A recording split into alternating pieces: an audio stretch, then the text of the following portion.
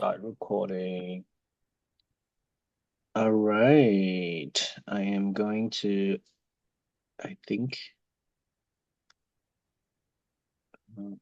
admit all.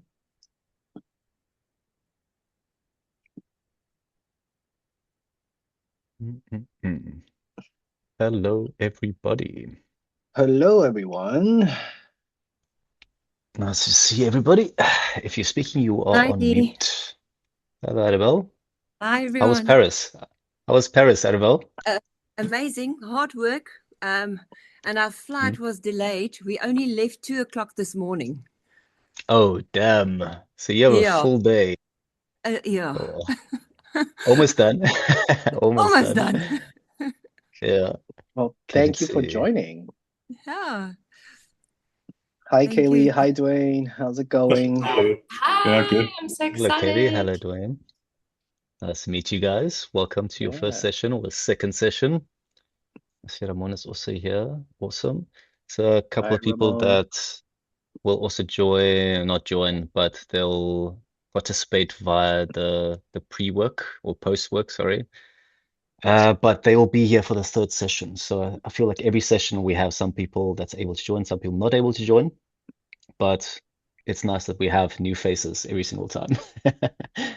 Yeah, new energy, new blood.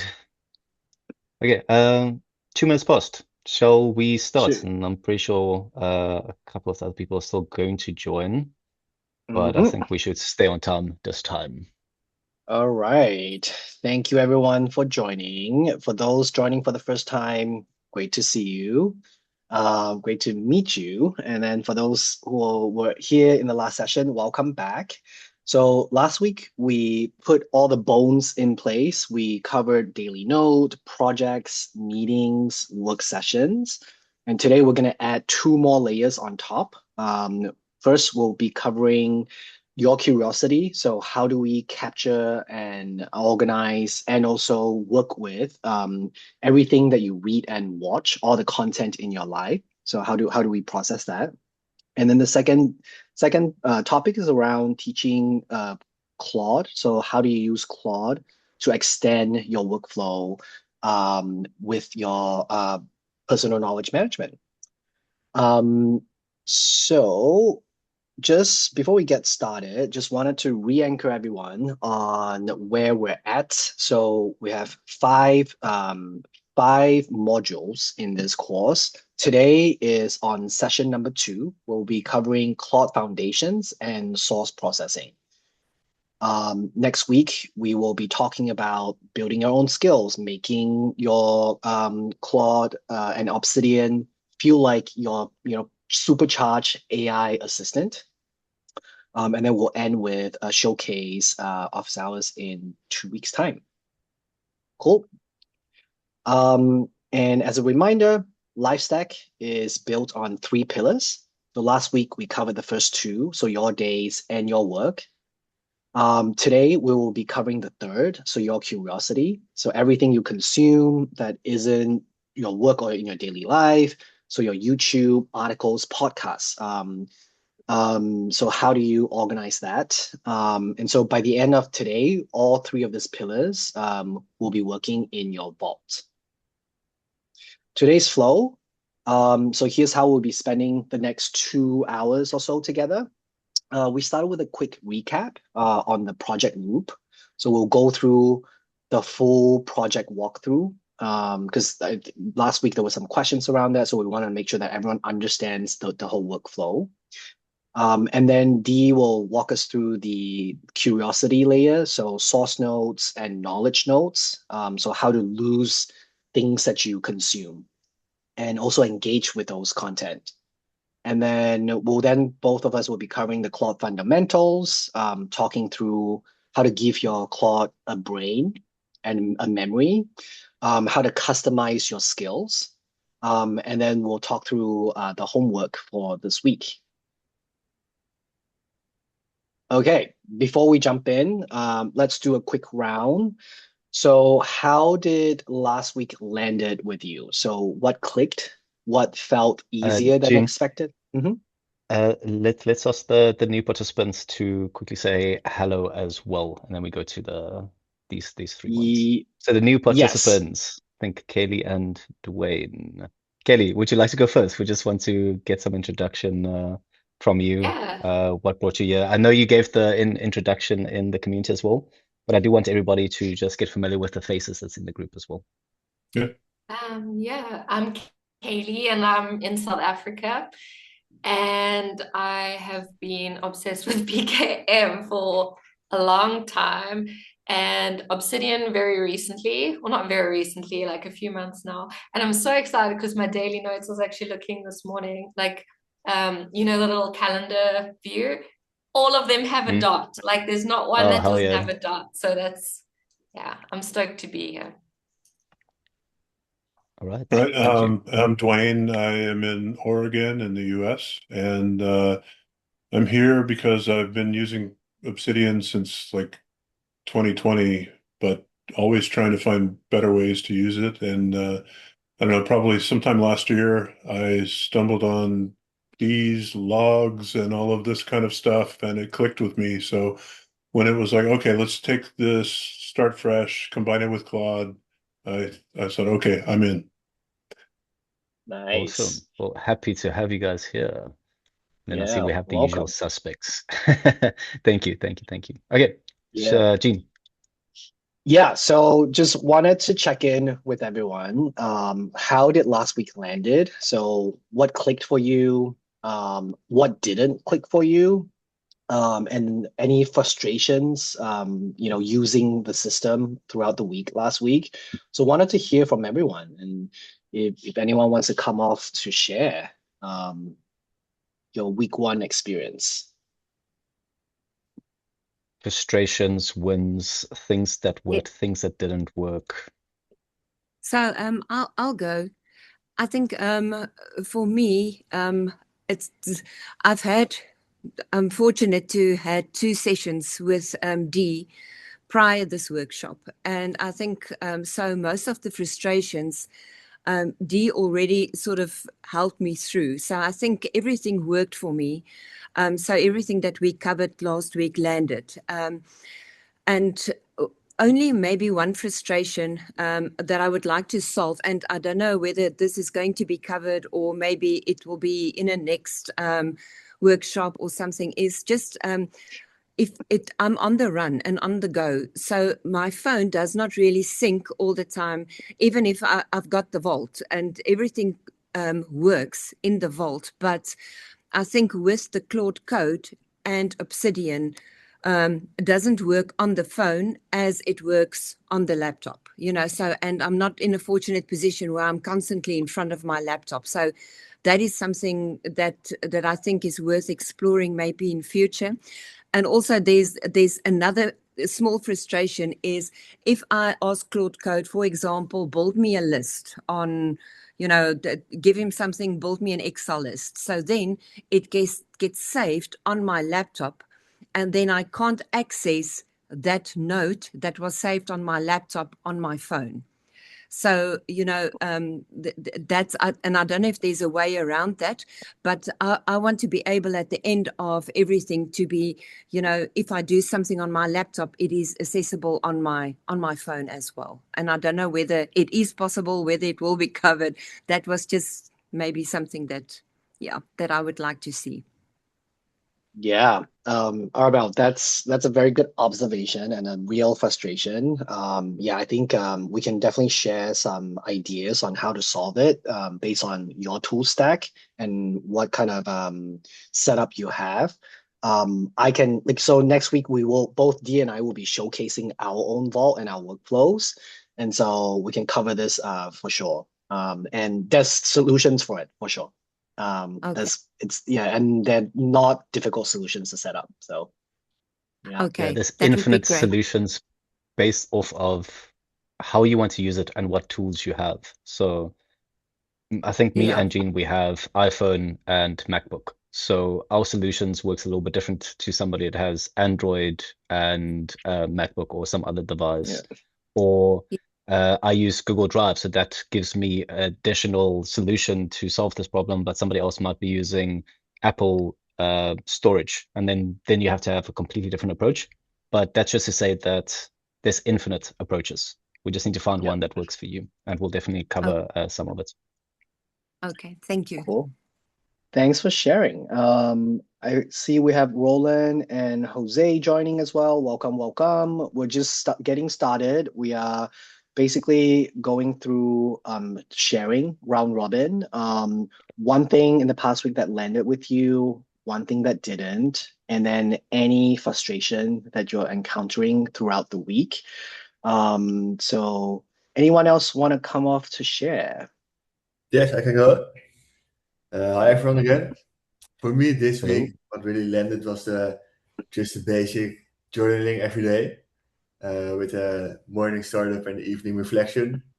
I tried to do it in the past as well, but now it's so much easier to just chat a bit and then it was no effort anymore. So I really like that. The thing that's still not completely clear for me is the knowledge base. Mm, Mhm. how do you construct it and how do you use it? But I'm sure that will be clear somewhere in this week's. And Yeah, We'll cover that today, Ramon. you're in the right amazing. place. You're in the right place. Nice. And the frustration, yeah, sometimes that I skipped the evening reflection and then I did it the next morning. That's a little frustration, not too big, but that's something I can still improve. Yeah. Quick note on that. We're talking about how to capture things on the go. And my frustration was that I didn't want to be in front of my computer the whole time. So I spent quite some time to get a tool stack set up in a way that I can easily communicate with my Obsidian, with my Claude Code. So I have a Telegram, which is connected to my Claude Code, which is connected to my Obsidian. So at nights when I don't want to open up my laptop, I can just have a conversation as if I'm having a conversation with somebody on WhatsApp, or just send a voice note saying, here's my evening reflection. So it's basically just opening up your WhatsApp, pressing record, and just saying, this is what happened today, this is what I ate, this was my ratings, and it does everything for me. So that removed that frustration that I had as well, where I have to do something evening review or prepare for a meeting tomorrow. But once you have it from your phone, then that frustration gets a little bit lighter as well, because it's basically just in your pocket the whole time. So I think that's a common frustration that a lot of people have. So I think me and Jean will cater session 3 to allocate more time towards this. And then we'll also, in this session, we'll find out, or we'll ask you guys just to indicate what tech stack you're using, so we can just prepare to see like what is the easiest way to get something up and running on your guys' side. Okay. Thanks, Ramon. Thanks for sharing. Thanks, Ramon. Who else would like to share? I can share. So I think the part that really resonated with me was starting with a life map view and trying to, tie everything into that. It helped clarify a lot of things. The frustration was really a couple of parts. One is just I don't really have a habit or the routine of starting and ending with the journal and logging meetings in the journal during the day. So I found out like along the way, like, oh man, I had like 6 meetings today and none of them are connected to the journal. And, just trying to change my habits. And then, so it really is that. What does my daily workflow really look like over time with this new model? Because it's not a habit. And then along with that, how to incorporate some of my old meeting notes and files and thoughts and everything into this without breaking things. That's a really good one, Dwayne. Yeah, I think so. For me, when I started adopting this system, it took me quite a while to get used to logging everything in my daily notes and then like in that timeline order. Um, but then when I actually went through the change, right, like it is a change journey for me. Went through the change, it was really, really helpful. I see it as every day I'm capturing and freezing my day so that I can reflect back on it in the future. So it's sort of building my daily note for my future self. The meeting piece, what I did, because I have thousands and thousands of meetings recorded, transcribed, right? I basically built a skill. We'll talk about custom skills today. I actually built a skill that basically helps me process all those meetings from the past and then log it into my daily note. And Claude is able to do that. Oh, And so if you're interested to look into this, we're happy to chat more about how this would work. We can use the community to go through this. There's like a lot of ways that we can use Claude to automate that process so that it's not on you to have to log Yeah. everything and update everything onto your new system. Yeah. Oh, that'd be great. Yeah. Side note on that, the the way that I help consulting clients with this normally, to make sure that nothing breaks, is if they have a database of a lot of previous projects and meetings, the first step is to identify which projects you want to migrate over and choose one. And then in your new system, you build out the project, and then you point Claude to the file or the structure with all of the previous meetings, and you basically go say, listen, I want to populate this project, these meetings in this folder, some of them are related to this project. I want you to go and detect which ones belong it and then pull it in, convert the structure to our meeting templates and make sure that it appears here. And you do that per project. And with that, you can't really go wrong, but it's good to wait a little bit until you feel very safe or you completely understand the structure of the project meetings, work sessions, because then when you transfer everything and something goes wrong, you know exactly what it did. So just wait till you are very comfortable in the structure and then pull everything in. But the act of just pulling everything from a different source is quite easy, and Claude is very efficient at doing it. Cool. Thank you. Awesome. Anyone else want to share? I will. for me, okay, go, Kelly. Kaylee Yeah. and then Jose. Yeah. Kaylee, go for it. Okay. Well, similar to Dwayne, like I'm like so excited to integrate it into my system. And I spent today going through Claude, like thank goodness for Claude because it made it so freaking easy. And so the thing that landed for me in a massive way is the work sessions. Like that's just like completely changed the way I can see things because I've always been good with having the projects and then having all the things that feed into the project and that's the central place.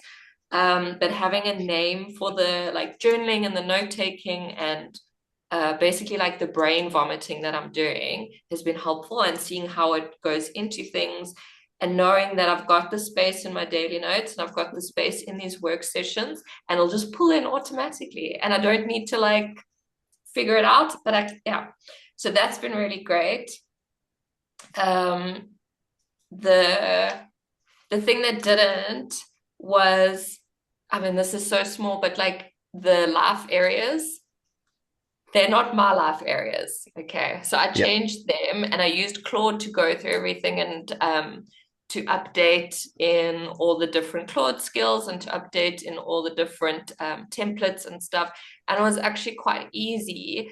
And it is nice also going through it because then you really get to understand the system better and you get to understand your own system and your own way of thinking.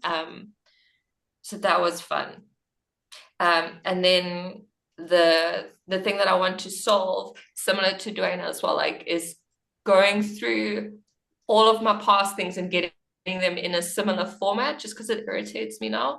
And having everything streamlined and have like a real, instead of having all these fragmented ways of thinking, is to go through the past things and see what should be in the new system. Awesome. A note on the changing of the life areas. I'm so happy to hear that you started to change it because that's our intention. The 7 life areas is very, very, very subjective, but it's a good starting point. And whenever I do the 3-session build with other clients outside of this cohort, we also start with it. And by the end, all of them have different life areas. And that's how it should be. So I'm so happy that you can see that it's easy to change and to the way that you think it should change. You shouldn't just take somebody else's structure. And that's why I like Obsidian with Claude Code is because if you don't like something, you change it, and it's easy to change. So very happy to hear that. Thanks for sharing, Kaylee. Jose, over to you. Okay, well, I have been using your Vault all this week. Well, as I said before, I use Obsidian every day at work, all the time. In real life, not all the time because I'm not in front of the computer all the moments. What I like it a lot is the idea of logging each day with a clear syntax that propagates through projects and through persons and through what I'm using now persons, projects, and nodes. There are and meetings, okay, meetings. But I'm using for my life. I have a Vault already very built, very customized for my work. I don't want to touch at the moment. After I will get ideas from this one, but I'm using your Vault and little by little getting my things that I have in my personal Vault and getting into it. So the idea of logging every day and automatically propagates through the different types of nodes, I think that's a really good idea. Thing that doesn't work really yet well, I'm working on it, is, as Dwayne said, I have not the habit of noting everything on the way. So, for example, for today I have been running, I have been making some shopping for a travel I'm going to do tomorrow. I have talked with different people. I have not the habit really to note everything I don't. What I do, but I'm not really doing it, is in any moment of the day I'm in front of the computer. Now is a moment to note, but I'm not doing really, okay? If we see the notes of this week, maybe one day has been a full log day, the other days, well, no. I'm doing a lot of things normally and not quite. I don't know, how do you say? I'm not still Yeah. thinking what to do, okay?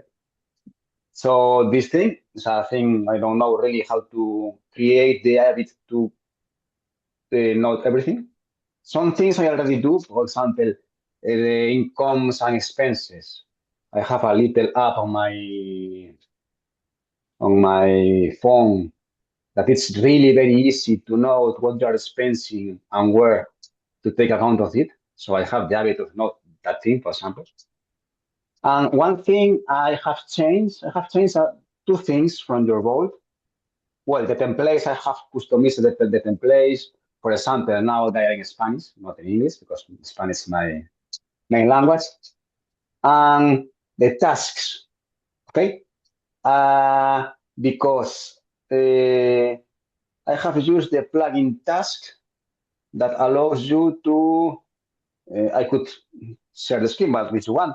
It allows you to, for example, get a task, click on it, and for each line, say, well, I will do this task this day. And this task is on already doing it, already done, or still to do, or cancel it, or something like that. So what I have done is that instead of using data view queries, use tasks queries to have what you have on your template is the same, but using tasks queries instead of data view, because I think it's more practical. Yeah. I think I'm not really understood how to have a really working and practice task management tool based on this tool. I'm working on it because I have one in my work, but it's a completely different idea. Yeah. I don't know how to say it. Yes, It's already working, but it's completely different. So I'm working on that. yeah, we're gonna touch on task management in the third session as well. So we'll definitely cover some of those topics and give you guys ideas of what a good task management system should be. Yeah, But because no, it's thanks for very sharing. easy. Yeah, it's very Yeah. easy to overcomplicate it. You know, Yeah, exactly. Yeah, Exactly. there's many ways to do it, right? So I think yeah, what I try to do is to find the most simplistic way to achieve what I need. And definitely something that we can talk through. And I'm glad that you're already using the task plugin within Obsidian. I think that's a very good plugin to use. And it's actually very easy to be integrated into the demo vault that we provided. yeah. It's easy Thank because you. it's almost the same. It's almost the same. Yeah. Yeah. Yeah. Thank you for sharing. Okay. Roland, do you want to bring us home? I will try it. Hi, all together. Yes, my week, I was very curious whether complete journaling is my topic I can afford. Because in the app I used before, Heptabase, I have made some journaling, but only the absolute main points and topics, and not a complete journaling. And I was a little bit afraid that this is too much work for me, but it wasn't. The system is absolutely really easy, and the admin work was done by Claude. And uh, even after 2 weeks of complete journaling, I skip back some days to look what was on this day, and it's really nice for myself to read what was on the day, even if it's 2 weeks ago. And I think if I will create this habit and stick to this habit, uh, it will be much more enjoyable if I can go back 1 year, for example. Uh, but um combined with the logging feature, there was my major frustration in this week. I've posted it in a short way in the Q&A feed in the forum. That's the quick capture topic. So Mm. when I'm not in front of my desktop, at the moment the chain breaks. I don't Yeah. have the procedures in place which are completely normal and I'm used to, and I can capture even every single idea. I have some Yeah. ideas how to do it, but I'm very, very curious how you all together will guide us uh, Mhm. to master this topic. Yeah, thank you so much for sharing that. I think Arabelle had a very similar frustration. It's also a frustration of mine when I started using this because Obsidian mobile app is just not great. The experience is not great. Um, there is a few ways that we can talk through it, and we'll spend a bit of time in session three to go through that. We'll give you some ideas, right? And you can see which one resonates with you because there's actually many ways that you can do this. And we can talk through because Dee and I also don't use the same approach. We have very different approaches on how we use mobile capturing. But yeah, we can definitely spend a little bit more time on that. But yeah, thank you so much for sharing your feedback and also your frustration. I think it gives us a really good idea on where to spend our time next week. And also, it's very good to hear that, everyone is already starting um, to customize the demo vault to your to your use cases, which is the intent of it, right? You should make it your own. And so I'm confident that after today's session, you're gonna be able to be even more comfortable and confident in your own system. So let's dive right in to the main topic. So last week, there were some questions around how projects, meetings, work sessions, and also child notes all fit together. And so what we thought would be very, very helpful today is to actually walk through a real example of how this flow looks like. So I am going to walk through a few slides and then I'll jump over to my vault to sort of give you a sense of how this all works together, like how I would engage with it when I'm working on a project. So when I think about the project, right, every piece of your work flows through four node types. A project is essentially the container, right? It holds everything together. You shouldn't be touching your project node because everything should be being connected through into your project node, project template. A meeting node gives you the input, right? So if you think about a project, you have meetings to discuss the project, to move things forward. You assign tasks, you walk away with details of what you want to achieve. So that's your meeting nodes. A work session is where you actually do the work, right? When you have time and you're doing deep work, it's basically your scratch pad for focusing on delivering the work that you need to do. This is where with Claude, you can use your work session as like a working session with Claude and you collaborate with Claude to deliver what you need to deliver. A child node or an artifact is what you produce from the work session itself, or it can be any node that you want to bring in into your project for context. So we're gonna watch like how all of these connect live. So I'm gonna walk through like a quick example. I think everyone here has done travel planning before. And so this is like kind of my approach for how I would use this structure to basically plan a trip. So let's say I'm planning a trip. It's 1 week. I'm going to Thailand with two friends that live in different parts of the world. We just got off a Zoom call to basically discuss the rough plan. I have been tasked to plan the Bangkok part of the itinerary. So that's what I need to produce. It's like 3 days. It's in late October. We want to see, we want to go to temples. We want to do some fun activities. And so I'll walk through 4 steps in the demo. So we'll go through this create a project flow and then process the meeting transcript and then spinning up a work session and then using Claude to create this child node for the Bangkok itinerary. Okay, so let me quickly switch to my vault. I'm going to share here.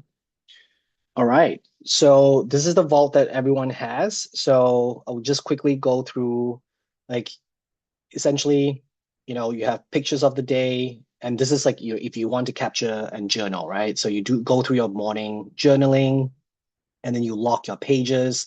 I went for a run this morning. I had my breakfast, and then now I want to sit down and work on this project. So the first step, like say you're working on a project, the first thing is to create the container, right? And so I'll basically just talk to my Obsidian and Claude. I say, create a new project for my trip to Thailand in October 2026, link it to my leisure area, add Sarah and Marco as related. I'll be traveling with them on this trip, log it in today's daily note. And so basically, I'm just talking to it, and then I hit execute. It then basically helps me create this project container. So it goes through all the different things. We'll give it a few minutes. So this is your project container that should house everything, like all your notes related to this project should be rolled up to this container itself. So we just let it run.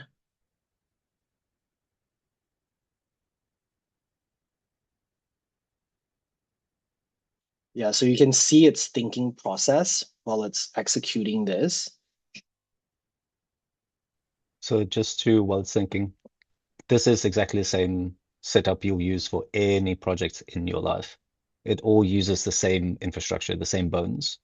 It is you create a project page, you do meetings, do work sessions, log in on your daily. All of this is exactly the same across any project that you create. Yeah, you can see how it just creates the project, right? It gives me a summary of like what it did. And then when we click on to this project, you can see how the template is already applied to it, but it's empty, right? Because we haven't actually done anything. It related my two friends to the project because I'm going with them, right? So these are the two people that's related to this project itself. Okay, now, so say I had the meeting, right? So we had a meeting together. We want to discuss this. So I can then basically say, can you create a meeting note for this Thailand trip planning call I just had with Sarah and Marco, link it to the Thailand project, and then also log it in the daily note. So And I think, this then, Mhm. You go. yeah, I just want to touch on the habit that this is. So for me and Jean, like we've been doing this for quite some time, so it's second nature for us. But this is definitely a habit that you should also build. So we know what to prompt, we know what to ask Claude, but it definitely takes a couple of days or weeks to get used to the habit of knowing how to use it. So this only comes with some experience and some work on your end as well. Yeah, Sorry for and I can interrupting, tell Jean. you, no, all good. I can tell you, I use this for work. I use this for my personal life. Like it's good to invest some time to get used to this because once you get used to this and you have everything sort of hooked up, it is so powerful because Claude is able to get all the context about your project and your life to help you propel your project forward. So here we have this call created, right? Right now it's just an empty call. You can see it has nothing in it. So say like I transcribe my calls, right? So I'm gonna put in like a dummy transcript. So here is what we'll do.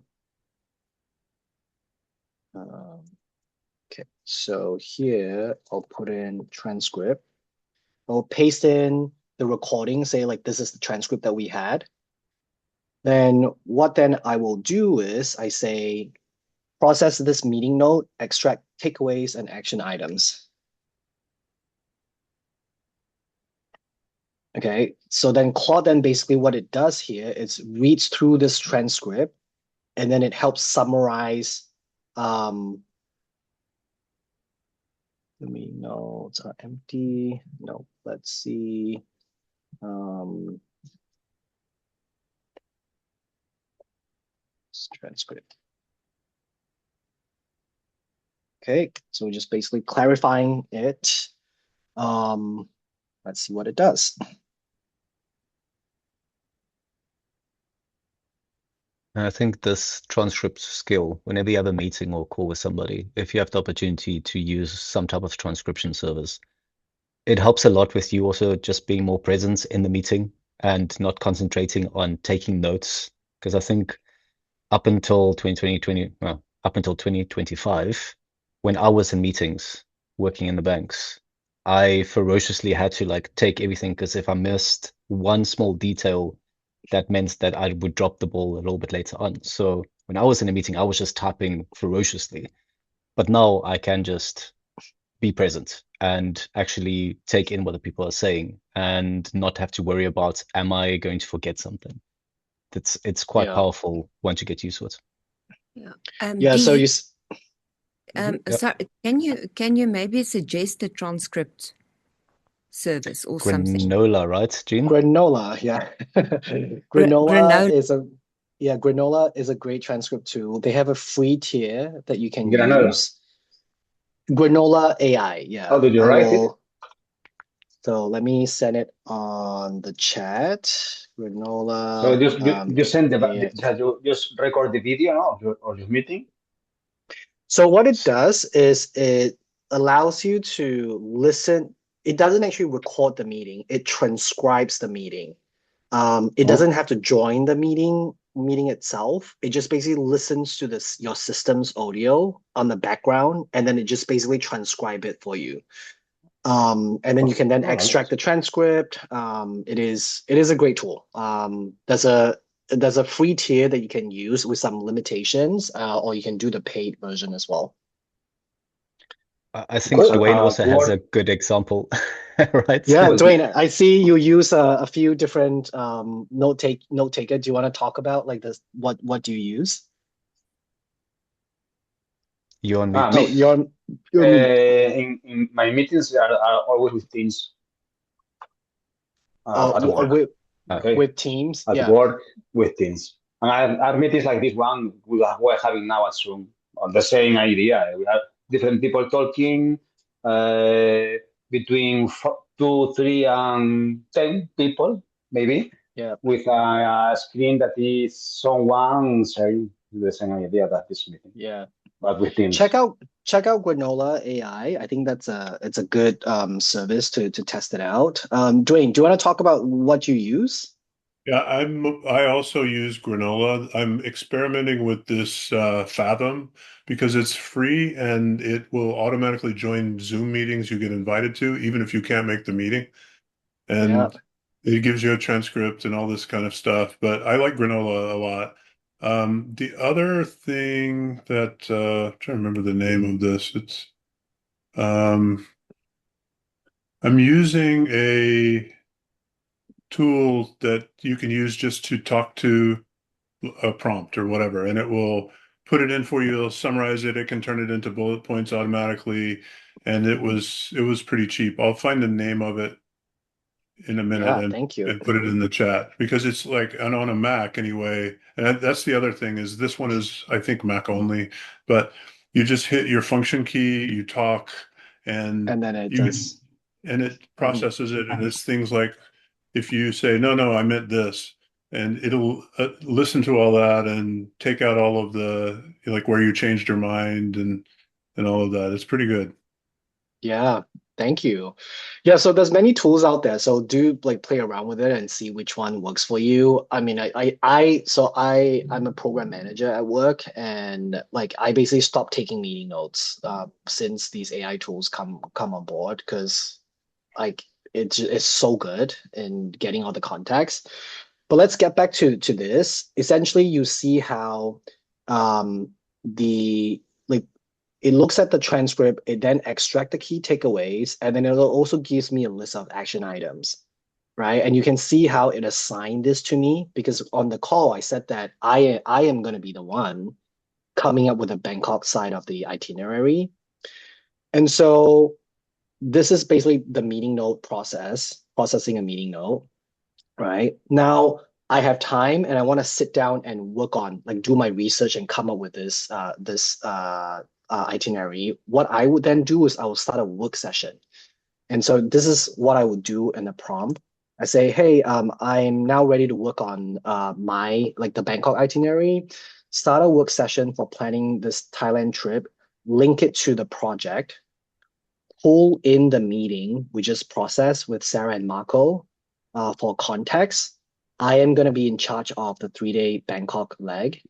So help me build the session plan. I need to look up restaurants, plan the templates I want to check out, plan Sarah's shopping stops, plan Marco's water market visit. That's what we want to do. And then log this work session in the daily note. So I'm basically telling Claude, right? Like I need to now work on the work session, work on this, create a work session for me, help me plan what I need to do in this work session. And then I basically like let it run. Let's give it a few moments. Dean, sorry, I can't find the thing to raise my hand, so I'm sorry to interrupt. It's okay. No, No, just interrupt. come on mute. It's totally fine. I'm looking to put my hand up. So,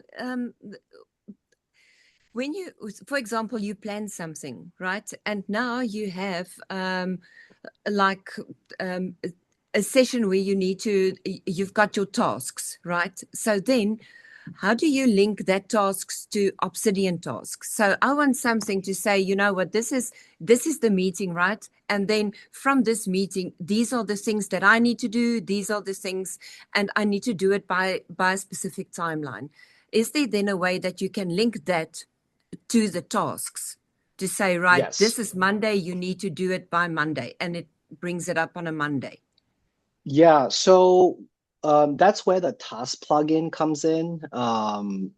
So there's a task plugin that you can load up into Obsidian, and it basically then allows you like all this task management system I think Jose brought it up earlier as well. So we will cover that a little bit next week so that you can sort of see what we have provided in the demo vault is very basic task functionality. You can see how it does this. It has like these tasks, right? It actually links back to the project. So when I go to the project, it shows you the open tasks, right? So this is the very basic task functionality. What you're looking for is a supercharged task management system, right? Where you can put in the Yeah. due date, priorities, all of that stuff. The Obsidian Task plugin allows you to do that. You need to learn that system a little bit, and we can cover that next week to just talk through this a little bit more. But there are functionalities that you can use to customize it. What we provided Yeah. is the most basic way so that everything's wired up to your project. Okay, because I don't want to go to the project because there's so many projects running that then You I have to you go want back to one the place to project. see everything. Yeah. Yeah, And see, okay, yeah, what is outstanding from this project? I just wanted to pull through to say, right, these are the projects Monday, Tuesday, Wednesday, Thursday, so that you can keep track of everything that's happening and all the projects that's happening. yeah. Okay, We can talk through that. Yeah. thank you. Okay, so now back to this. Oh, wait, where am I? Okay. Let's go back to my daily note. Oh yeah, my work session. So I created this work session, right? I'm basically saying, hey, like help me like plan this out. What are the things that we need to do, right? It basically then helped me do this. And then what I then do is this work session note is basically my playground to try and work through it, right? I then have conversations with it. I say, hey, I want this. I want, I want you to help me research all of these things. And so um, from this work session, I then create the output, right? Like my output is I want to create a 3-day itinerary in Bangkok. And so what I can do is, I mean, usually I'll engage in this work session a little bit more where I say, hey, like update this plan. Here's what I want to do, basically giving it feedback. And then when I'm ready, I just say, hey, create a child note of this work session, title it Bangkok 3-day itinerary in October 2026. I would like you to help me do some research and draft a day-by-day itinerary covering food, temples, shopping, and we need to make sure that we go see the water market in late October. Yeah, please help me plan this out and then create the child note for me. Okay. And then this prompt then basically asks it to help me do the research, and then it creates the artifact that I want it to create. And that is my itinerary, right? I will then basically work with it to update it, make sure that that's exactly what I want. So we're gonna give it a few moments to run this, but how is this landing? Does this make sense to you all? Okay, you can see how it's like running web search, right? It has web search functionality where it's like basically searching for things and making the recommendations. Yep.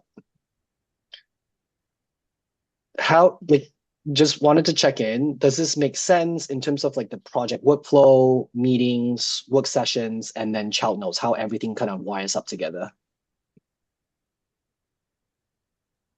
Yeah, I think so. I see Yeah, It's the a lot running to Yeah.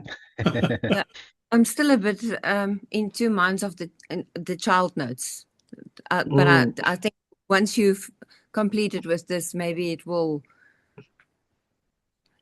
land.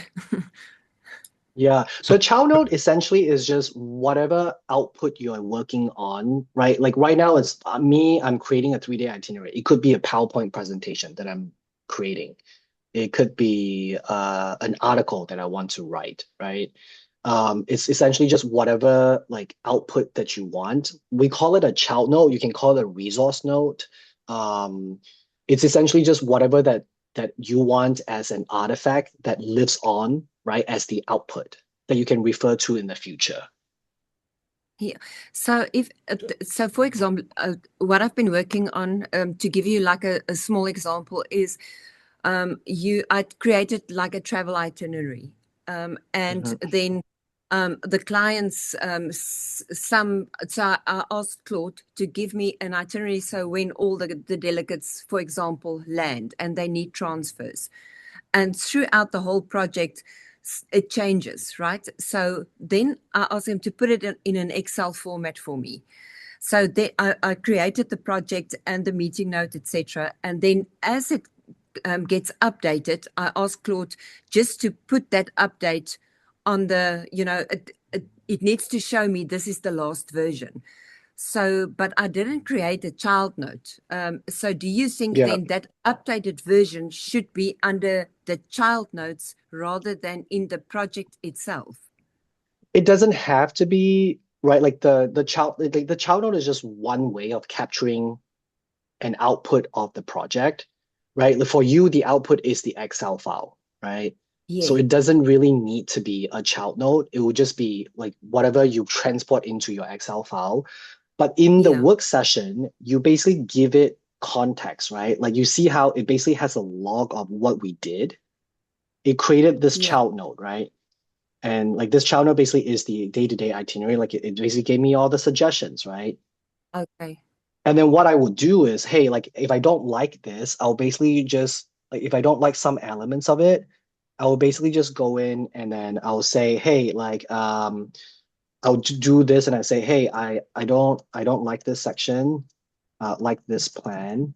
Um, and then you just give it feedback, right? Hey, help me find an alternative, right? And then what I do then is I would then tell Claude and I say, hey, I gave you feedback in a bracket in this child node. Can you please help update it? So I'm kind of working with it to come up with this output, right?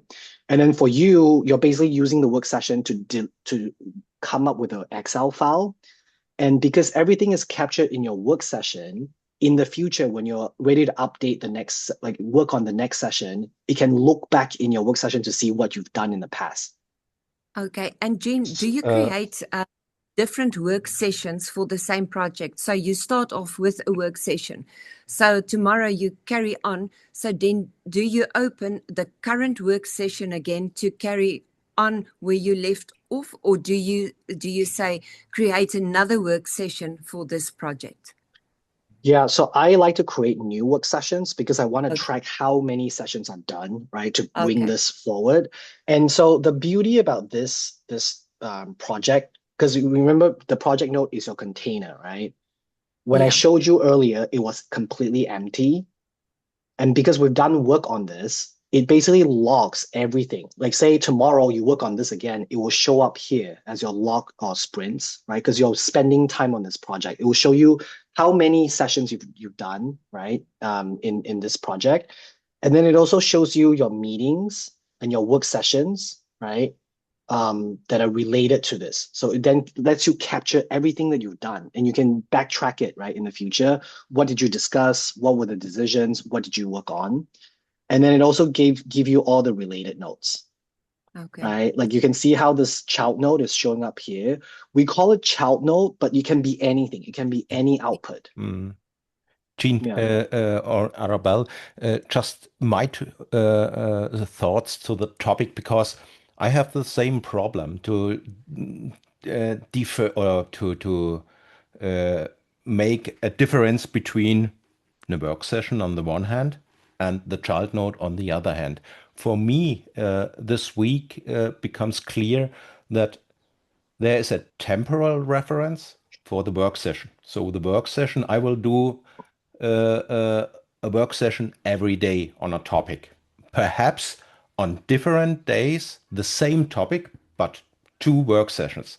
And the output, which is not with a temporal reference to a day, will be a child node. So perhaps I Yes. have three work sessions on the topic Bangkok stay planning, and the overall output out of these three work sessions will live in the child node. So that was my conclusion between looking at the difference between these two nodes. that is well said. Um, just a quick note, Adabel. So, and for other people as well, that if you're using sources outside of Obsidian, like an Excel spreadsheet, there's no way to indicate that that's a child note. So what you want to do in that scenario is to create a note which you then say, this is the Excel workbook related to this project. And in that note, you have the link to the Excel. So then this note becomes the child representation of the Excel workbook. And then every work session, you basically just reference this child note. I'm working on this child note. And in the work session, you basically say, what's my intentions? Well, I want to update these sheets in this Excel workbook. I want to pull in all the sources. And basically what you want at the end is if somebody else comes to your vault to this project, would they understand every day that you worked on this project, exactly what you did in order to have the final output or to have the project complete? If there's any steps missing of somebody don't know what you did in a work session, they don't understand what you did, then you're doing something wrong. That is the type of information that becomes very useful over time, because that's information you can use or give to AI to basically help you automate processes. Without that how of the work session to complete the outputs, you don't have any information to make your life a little bit easier in the future. So I hope that helps a little bit. Okay, gotcha. Thanks. Yeah, Arabelle, like just give the flow a few runs, right? You will, and this is one approach, right? It is one approach. You can adapt it however way you want. The point of the work sessions is it captures context of what you've done in that session so that your Claude has context of what you've done in the past, or you're basically giving it memory for future work sessions.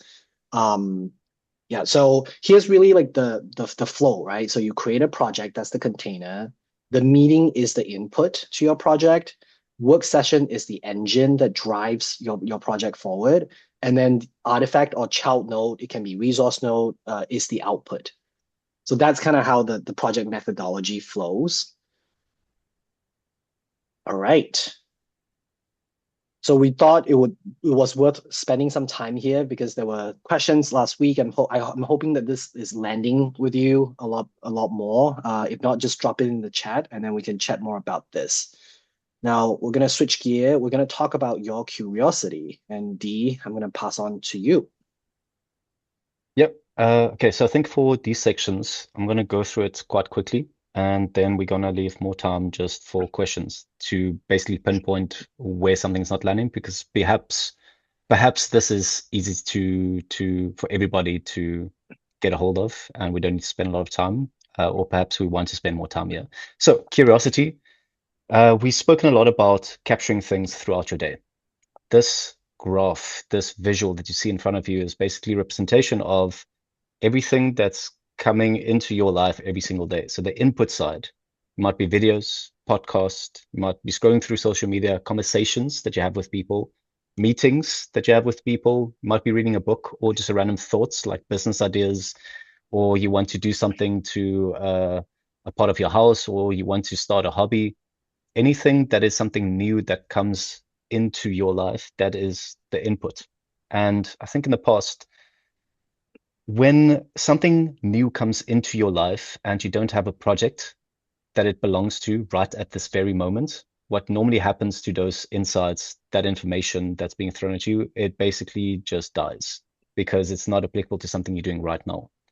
And the whole point of Obsidian's curiosity structure, at least for me, is there's a lot of things that I found interesting, but I might not be working on it now or even in the next 2 to 5 years, but eventually, maybe down the line, 10 years down the line, I might want to come back to something and I want to have curated sources for myself, because I know that I would find it interesting because I curated it for myself instead of at that point, when I want to start drawing, let's say 10 years from now, do I then want to go look and find all of the sources related to drawing, how to get started, things that I want to draw, or do I want to have a curated resource library that I have curated for myself that I can just start? I think we would all agree that we want the latter. We want to capture things, anything that makes your brain go, that is interesting. Doesn't matter how small it is, anything that pops up in your brain, there's a reason why it popped up. And if you don't capture it, you're going to lose it. So we have inputs on the left, then we have our source base in the middle. If you can just go back one. And then the output is basically the trip that you went on that came out of all of the stuff that you collected through videos or talking to people. For me, I like a short question. Yes. Sorry for interrupting. Yeah, no, go for it. what is interesting for me is how you and the others handle the possible pre-filtering of input. So do you take all of your sources immediately in the vault, or do you have some kind of pre-filtering so that you have not so much noise in the vault? Mm. I'm not really sure what is the right handling, to be It's a honest. very good question. I It's a can very good talk a bit question. about. Uh, can I take a stab at Yeah, this go because for it. I have changed my approach multiple times. I think in the past for my like the second brain that I was building, I'm very meticulous on what goes in there because I only want the most important things to go in, right? Whereas now, because we have technology like Claude and ChatGPT, I mean Claude especially, right? It doesn't really matter if your Obsidian is overcrowded because you can still get information very quickly using Claude, right? And so I have now turned my Obsidian into like a read later app for myself. So everything that I consume that I'm interested in, I would basically just pipe in there, and then I then decide whether I want to engage with it or not. But otherwise, if I don't engage with it, it's just a file. It's just a .md file in my vault. It doesn't really matter. And then when I want to retrieve it, right, I can just use Claude and say, hey, like I remember I pulled in that source in the past. Help me surface that up, right? And so that's my approach. And I don't think there's a right or wrong way for it. But with a technology like Claude, it's a lot easier for you to pass through, all the information in your life. I I'm wondering myself whether it is a way to have a connection between, for example, Readwise and Claude, uh, to have also the possibility to ask for. I'm thinking about. I have 8 months ago collected some article. Can Claude search in Readwise to find because Yeah. if Claude is not able to have a look up in Readwise, your procedure would be the better one.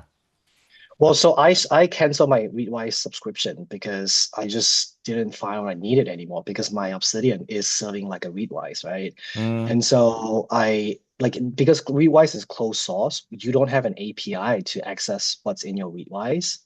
And so like that's just a no-go from the beginning. But yeah, and this is also a little bit more advanced, and we can talk through it because I want to showcase the way do my source processing and how I turn it into a read later app with my Obsidian, and that's something that I will be showcasing next week. Oh, perfect. Thanks. Side note, if you do want to stick with Readwise, there's a sync plugin with Obsidian, and it will pull in all of your reading and highlights and everything into a folder. So it would be in your vault if you want it that way. yeah. I think this is just a spectrum, Thanks. Roland, of how you need to decide for yourself how much friction you want, how much resources you do want to pull into your system, and everybody is going to be a little bit different. I'm also changing my perspective of more information is not necessarily worse. And if you find sources that is overcrowding your Obsidian or bloating it, it's easy enough to delete. So for instance, OpenClaw, which is one of the new technologies that came out, when it came out, I had a lot of sources in my Obsidian related to this new technology. And it has since moved on to other stuff that makes that one a little bit obsolete. And I could just ask Claude to go check all of my sources that is not connected to any projects or that I did not use and just go and delete them. So it's easy enough to basically cut out a piece of the sources that you know you won't find useful in the future anymore. But it all depends how you want to do it. But yeah, let's quickly run because I see we're gonna run a little bit out of time. So anatomy of a source node, we have metadata, summary, key takeaways, and connections. So I'm gonna go through this extremely quickly, and then you guys can stop me when you have quick questions. So let me know when you guys can see my screen. Yep. Okay, so we are in the demo vault. And here we have the source node template. So we don't really use the source node template, so I just created this one to show you what the Claude source template does. It basically looks at your type. We have the content type. We have all of this author information that's automatically being pulled through, tag, summary, and then it goes and extracts the transcript if it's a YouTube video, or the full article if it's an article, and then it basically goes through the meeting processing or the source processing skill. Basically the same thing. We give ourselves summaries. So the way that we pull this in normally is just through going to, well, let's just use a YouTube example. So I know in the webinar we also used a quick example, so let's do something similar. Can somebody give me a hobby that they want to start? Just in the chat, and then I'll go look up a YouTube video for that, and we'll quickly see how this works. We are seeing your notes with the meeting transcription services bullet points. I don't see. Aha. Yeah. Okay. There we go. No, I'm still not seeing it. I think you're sharing the wrong screen. Yeah, let me try this then again and just share the entire screen. There we go. That should work. We're seeing the Lifestack. Yeah. So we have the Lifestack, this Okay. one, Yes. demo. Yep. So Yeah. in the chat, does anybody have a hobby or something that they want to start in the future? Hobby horsing. Hell yeah. Hell yeah. Okay, let's go to hobby horsing. So let's say I'm interested in hobby horsing. And for those who don't know what hobby horsing is, it is a wonderful sport where you do hobby horsing, not real horse riding. I know Adabal is a real horse rider that does it professionally. This is a little bit more on the simple side. So let's say we want to start this hobby, which is hobby horsing, and we know nothing about it. And we search for hobby horsing, getting started for beginners. And we found something, hobby horsing for beginners, everything explained step by step. That one looks like a good video to me. So in order to pull something into our vault is we just copy the URL. And because we have a skill / and we're going to get more into the skills a little bit later, we can type / to see all of our skills. And if we put in source, we can see we have a source pull skill. But the skill is set up in such a way that we don't need to activate the skill ourselves. We can just paste a YouTube URL or a article URL into Claude, and it would know to go to the source pull skill. So I want everybody on their Claude code to paste this into their Claude code as well, the same YouTube video. And what we want to do is we just want to make sure that everybody's source pull skill works. So in the chat, I pasted the YouTube URL, and I want you to also pull in the hobby horsing video. Oh, this is such a great example. I love this. So we want to just make sure, first of all, we want to make sure that we all get the transcript, and sometimes the transcript is not available. So let's just make sure for this one, there is a transcript. And this is what I want to get to as well. If the transcript didn't show up, which it didn't for this one, at least for my vault, I just want to find out anybody else that's running into the same issue of the transcript not working for them. Yes, last week, 2 times, but was no problem. I tried it again and told Claude especially to look for the transcript, and the second or third time it works. I don't know whether it Exactly. works not in the first time, but it works finally after 2 or 3 times. Yeah. So that is what I want to get to. Sometimes you need to set something up on your computer, which I found that with new clients, you have to make sure that you update it to the latest Python, for instance. But this YouTube video is not doing something that we expect, so we want to fix it. So if you're running into the same no transcript available, then I pasted something in a chat that you can just paste into your Claude as well. And that should get Claude towards the first steps to fix it. So it's going to go reread the script. It's going to go analyze where something did not go as planned. And then we are fixing the skill. So this is a good learning opportunity as well, where if a skill doesn't work, it doesn't mean that like, okay, the skill is completely broken, I cannot use it anymore. That is when you just have a conversation with Claude to basically say, hey, this is not working as I expected. Can we try and fix it? And then just go back and forth until it works. So Obsidian and Claude Code, this is not us giving you a system that is working, the perfect system that you'll never have to update again. We want to give you the skills in order for you to update this yourself when it breaks. Because ultimately you want to change it to the way you think, the way that you work. And this is part of the process. It is learning how to update skills. So we're going to go a little bit more into depth in the next couple of slides, what a Claude Code skill is, how to create it, how to update it. But this is just maybe a little bit of a pre-showcase for you guys. Rerun the source. Yep, edible. So is there a setting, and I'm sure they are, every time that I ask Claude something, it gives me options like yes, yes, and always allow. So how, I don't want to do it all the time. How do I just switch it off, that it does what it Yes. needs to do without me? Okay, Yes, no, yes. So this is also something that we were going to cover a little bit later, but I might as well give it now. So when you start a new Claude chat, so for instance, this is a new Claude chat. What you normally do is you type in Claude, right?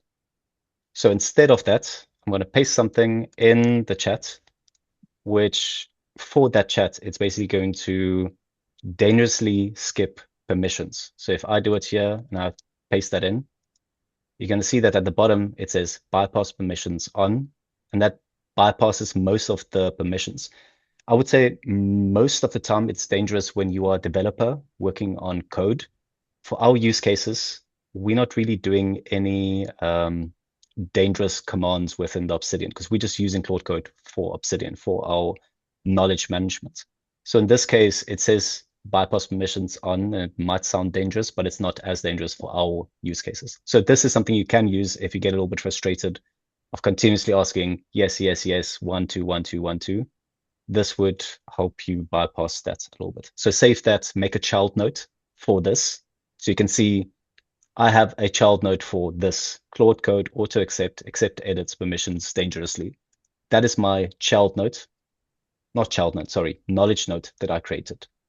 And this is something that I come back to often through my consulting sessions, where somebody asks, I don't want to accept this whole time, then I know to just type in permissions, and that is one of my knowledge notes. And then I can just come here and copy paste that. So that's one example of a knowledge note, which we'll also get to. So I hope that helps. And got the Dutch transcript. There we go. Okay, so we fixed the source processing skill. We have the raw transcript, and that is why it perhaps wasn't working too well. But like here we have the Dutch information, and typically this might have been a weird video because it is something is a little bit weird here. Interesting. But key takeaways. We got the key takeaways. We got you can buy or make your own hobby horse. When leading the horse, always hold only one rein. This is all information that we got from our source. And over time, we have all of these sources. So that example was a little bit weird, but typically it should look something like this, where you have, for instance, learning how to swim. This is an example to use in webinar. You have the source, you have the video that you can play inside. You have for articles from Substack or Medium, you have something similar where you have a link to click. You have the summary, you have the key takeaways, but just make sure that this is working. If it does not do something that you expect it to do, that's when you need to go and play around with this a little bit. So I can see for this one, it had trouble to fetch the source. So it might, for some videos, you might still need to just talk with Claude to say what has happened and how to fix it. But for this, we have a source. If we go back to our daily, we might want to start then the whole project journey. So we can say on our daily note, create a new project called Hobby Horsing, create a new work session and pull in the source into that work session, saying that this is us looking at starting hobby horsing for the first time. So we've gone from a source, which you have all of the details. We can now take key takeaways away from this. So this is where we go from the source note to the knowledge note. So if we go, while that is running, back to the slides, then we can look here that we're processing URL, source processing, interconnections, but what I actually want to show, we're jumping ahead a little bit, is to capture versus extraction. So we captured a source node right now, and the extraction is extracting knowledge from that source node. So there's two different nodes. So we have project nodes, we have meeting nodes, we have work session nodes, we have source nodes that we just introduced. And then from those sources, we want to do something with it. And this is where, after you reviewed the source, you can go look if there's something that you want to take out. So this trot technique for hobby horsing, this is a knowledge node waiting to happen. For swimming, it might be how to swim breaststroke effectively. For gardening, it might be what type of soil to use in gardening. Arabelle, like for your horse riding, we spoke about it last time, like what type of essential oils to use for your horse's coat. All of that is knowledge nodes waiting to happen. And the whole point of knowledge nodes is to make future projects easier. So here we have the work session. And let's just go back to the daily note. If we go back to the daily note, we can see what Claude did. Create the project hobby horsing. If we go into hobby horsing, we are reiterating the project methodology a little bit. That's fine. Here we have our logs, as Gene also showed with his project. We don't have any sub-projects. Meetings and work sessions are appearing here. And we even have some tasks that came out of that work session that we would like to review. But now if we go into the work session, you can see that the sources, we can see that this source is being reviewed in this work session. So here we might want to extract some notes. So if we go into the source node again, and we want to extract this trotting technique, we can tell Claude, for the source node, can you turn the trot technique, lift the knees slightly, into a knowledge node, and also make sure to link it in the source node as well, that we can see that we created a knowledge node. So while this is running, is everybody following how we are pulling in sources into our system? D, so just on my side, it says that the script is working correctly now. This video just has no transcripts available. So yeah, did you copy the message and you pasted it in, and then said, then this might just be a video problem. It happened on my side as well. I had to ask it to try it again. Like after 3 tries, it managed to find it. And that is something that you will find, right? When you're engaging with the web in general, sometimes you'll just come back and say, oh, that didn't work. And then what you need to do is you have to basically be, hey, like, help me solve this, right? What other ways can we explore? And then it will then help you find a solution for it. That's what I've kind of tried a few times, and it'll be like it will find a way to grab it. Yeah. Okay, thanks.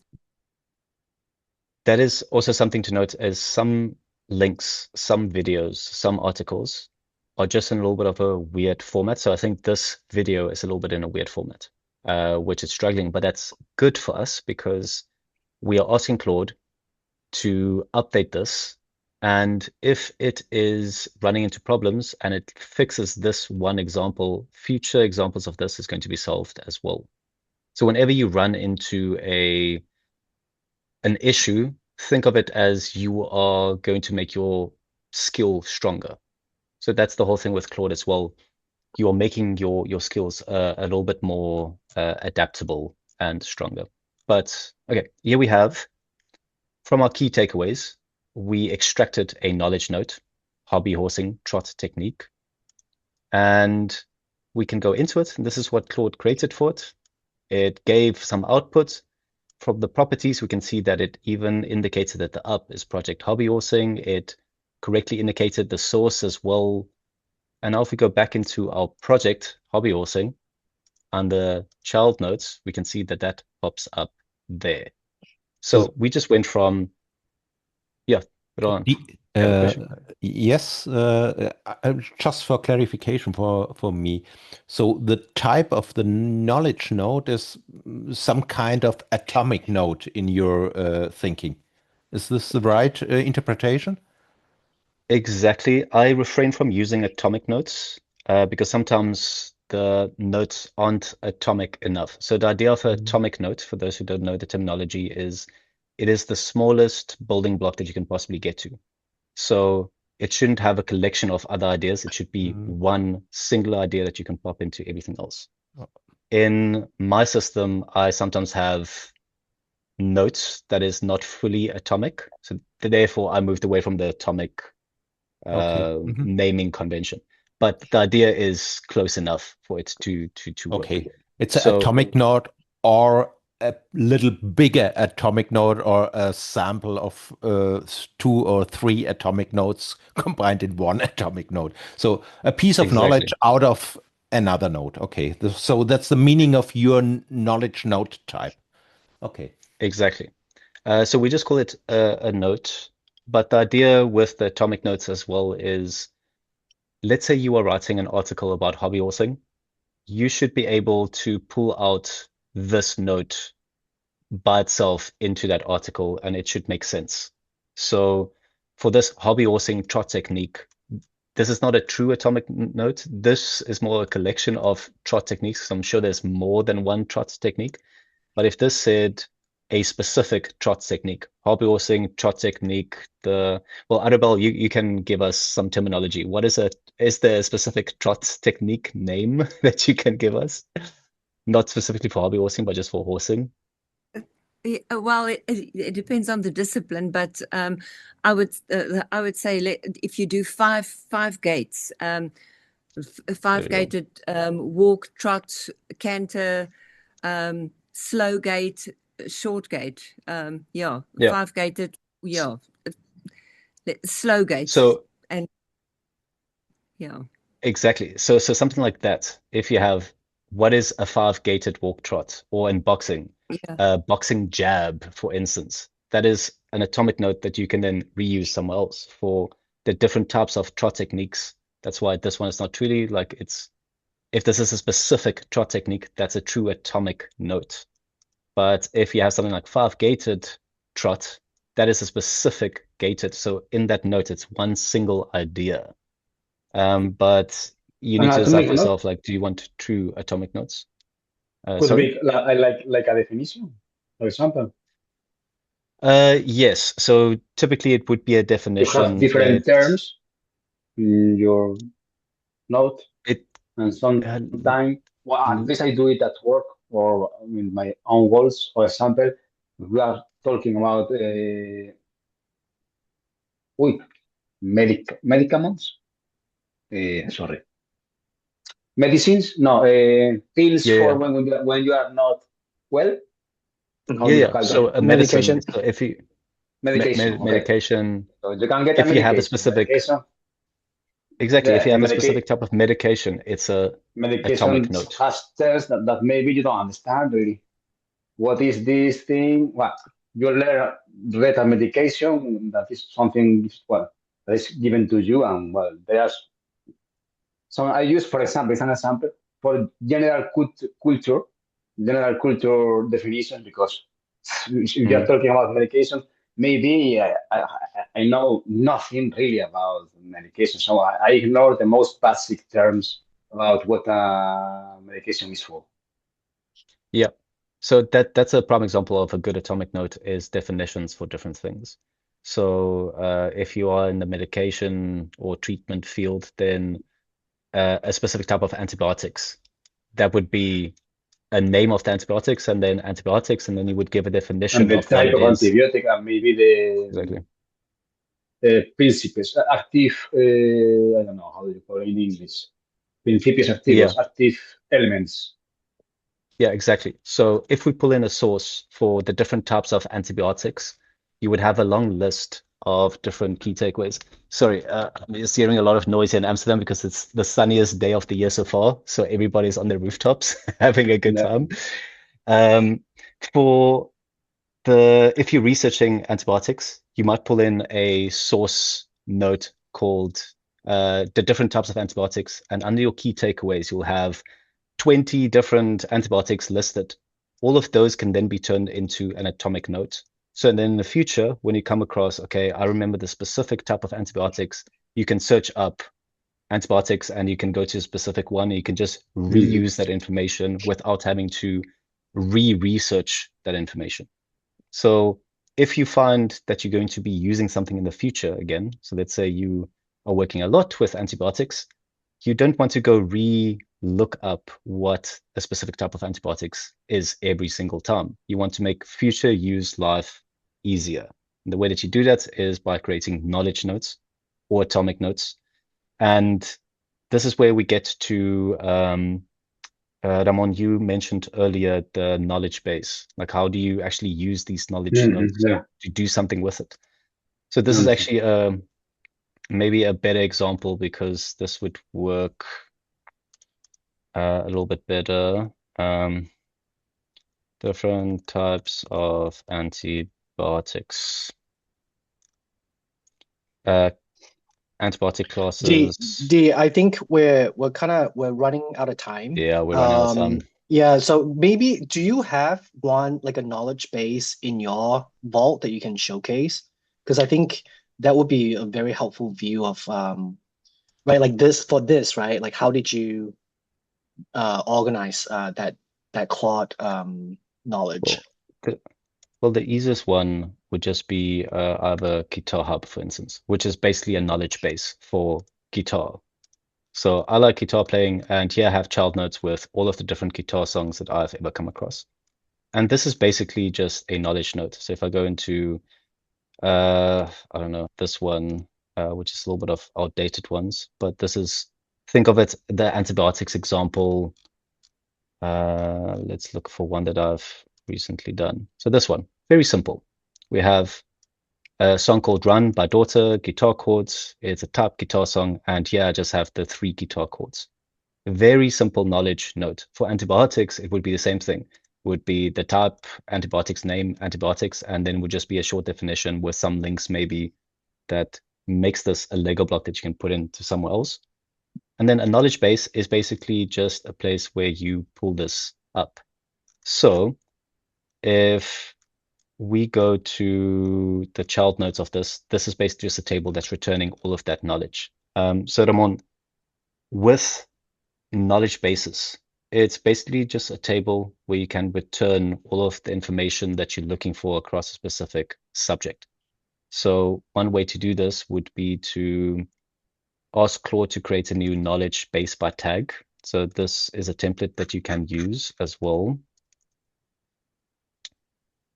Create a new knowledge base.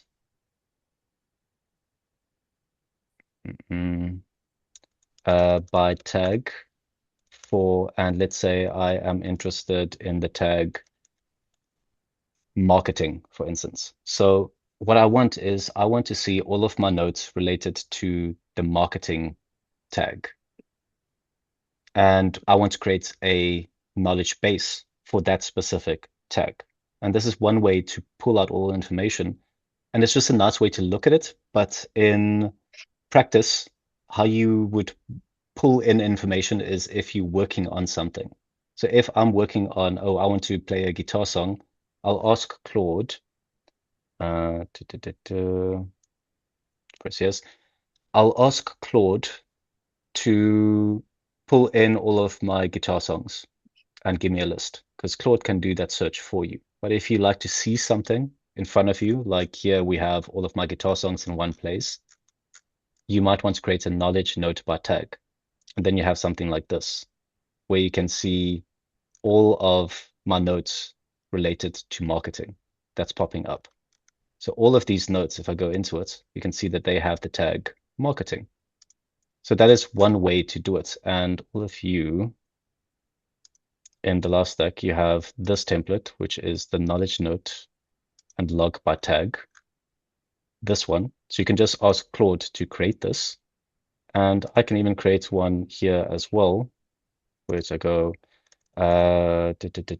swimming knowledge base. If I want to do this manually, open up my template, go to knowledge note and log by tag. And all that I do here is I just put in swimming, for instance. And as soon as I put in that tag, now I have a knowledge base for everything swimming related. Or I can change it to horses. There we go, horses, because now we have horses, and now we have basically a hobby horsing knowledge base. Ramon, does that answer your question regarding knowledge bases? Yes, definitely. I just need to play around with it myself a bit.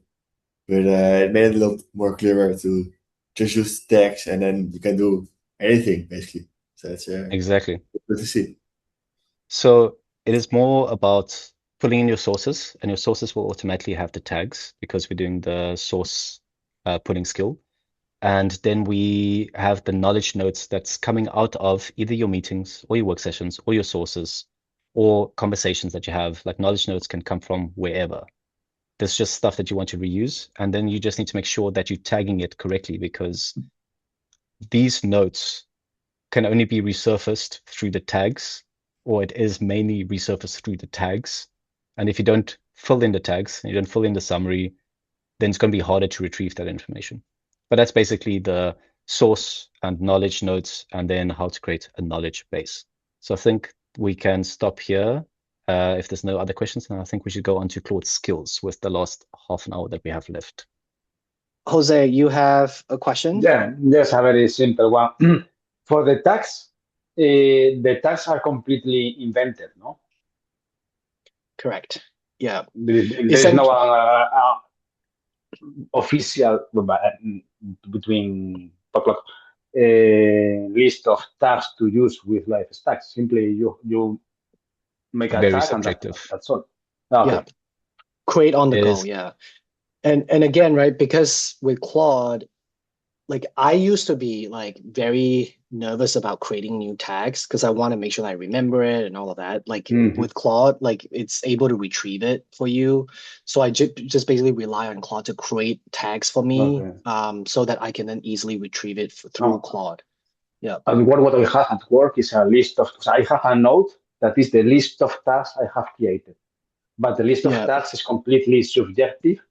Yes. Maybe I have, I don't know, 60 tags. Maybe it's possible.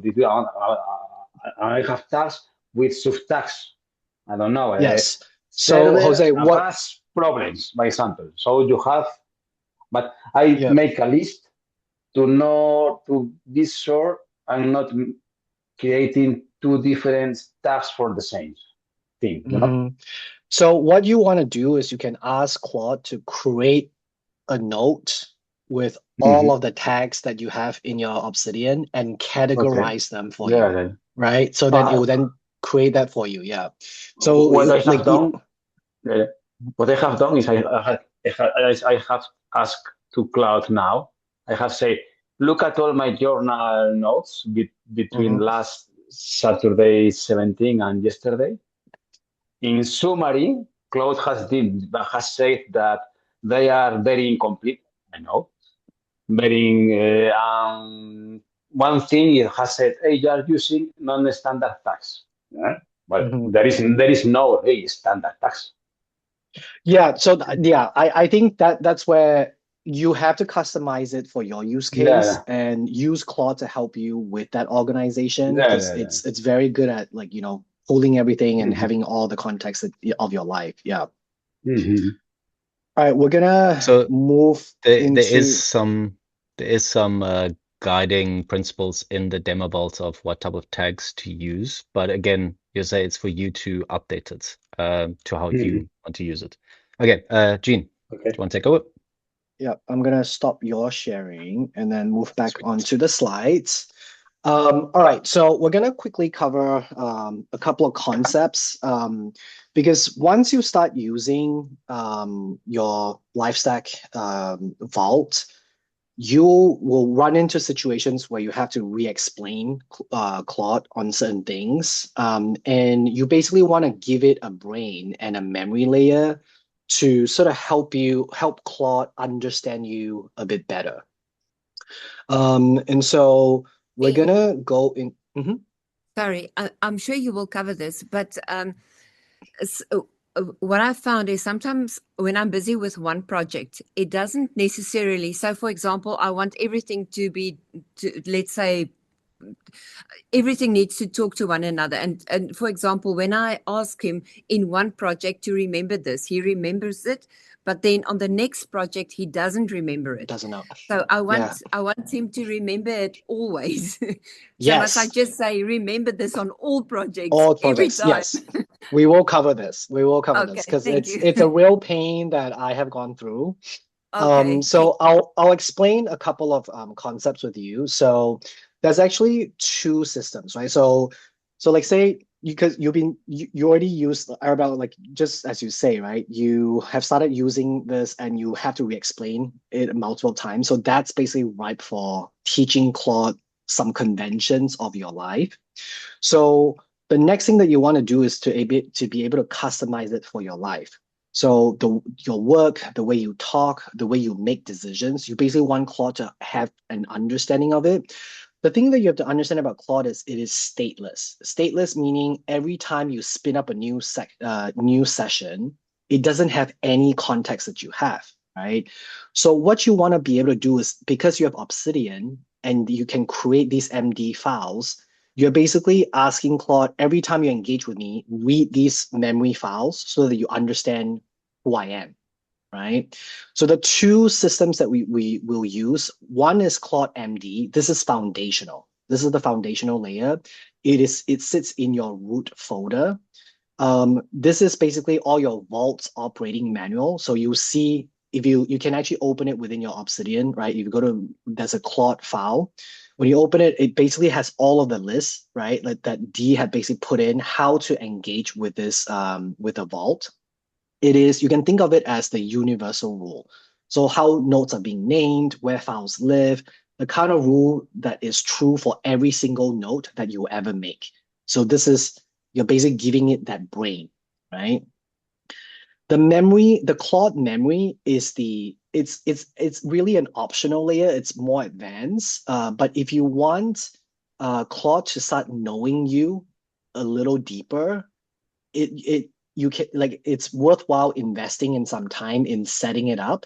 And we'll go through, how to set it up in the next few slides. So why do we separate these, right?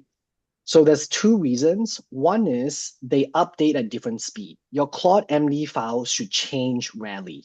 Because once you set up all the vaults operation operating procedure, it is constitution, right? You shouldn't be changing your Claude MD file continuously, and your Claude MD file shouldn't be too long because it gets loaded in every session.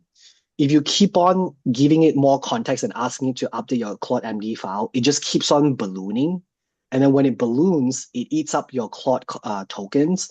So then Claude then will start making mistake. If your Claude MD file becomes too long, it will start ignoring certain things, right? And it will just keep on forgetting and you have to keep on reminding it. So keeping them separate, for the Claude ME file, it should stay small and structural, and then your memory holds all the other stuff that you want it to understand, right? And so let me go a little deeper in this. So Claude MD file is a single markdown file. It is at the root of your vault. Claude reads it at the start of every session in full. It will read the entire thing. So whatever you write in it becomes a standing instruction every time. So if you understand the concept of a system prompt, this is a system prompt for your vault. If a rule applies to every single node in your vault, it should live here, right? Like you think about your naming conventions, the text tag, taxonomy, any critical rules, right? You want to basically have it in the Claude MD file. So what doesn't go here? Anything that's personal, so like your relationships, your work, your behavioral preferences, those should live in your memory because June, those would change over time. June, Yes? just a quick one. I think the quality of your slides is a little bit bad, so it's being zoomed. Yeah, Is that's this getting better. better? Can you zoom out one more?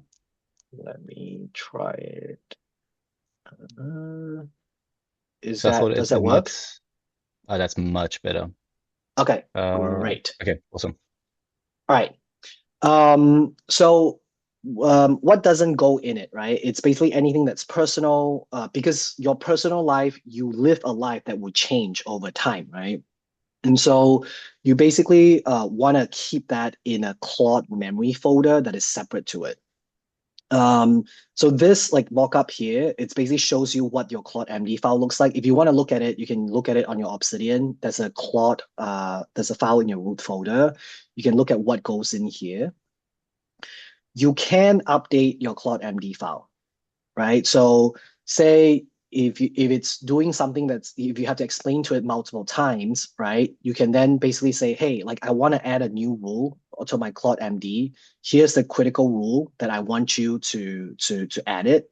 So we'll provide all of these prompts in the follow-up after the session. So you get like these prompts that you can try out.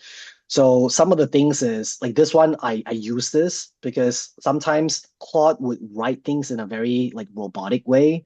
So I basically say, hey, I want you to remove all AI isms. I don't want you to sound like an AI chatbot or like a marketing copy. I want things to be natural when you're conversing with me.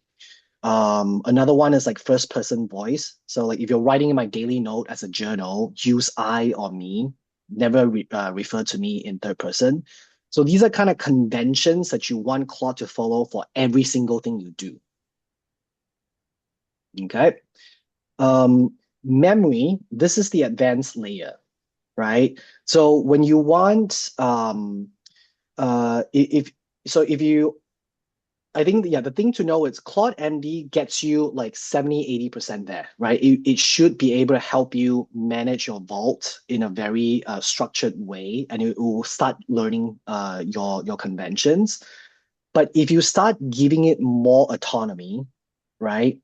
Memory is what you reach for when you want Claude to feel more agentic, right? To open every session already knowing who you are, who's in your life, what decisions you've already made, so that you don't have to keep on re-explain the thing to it.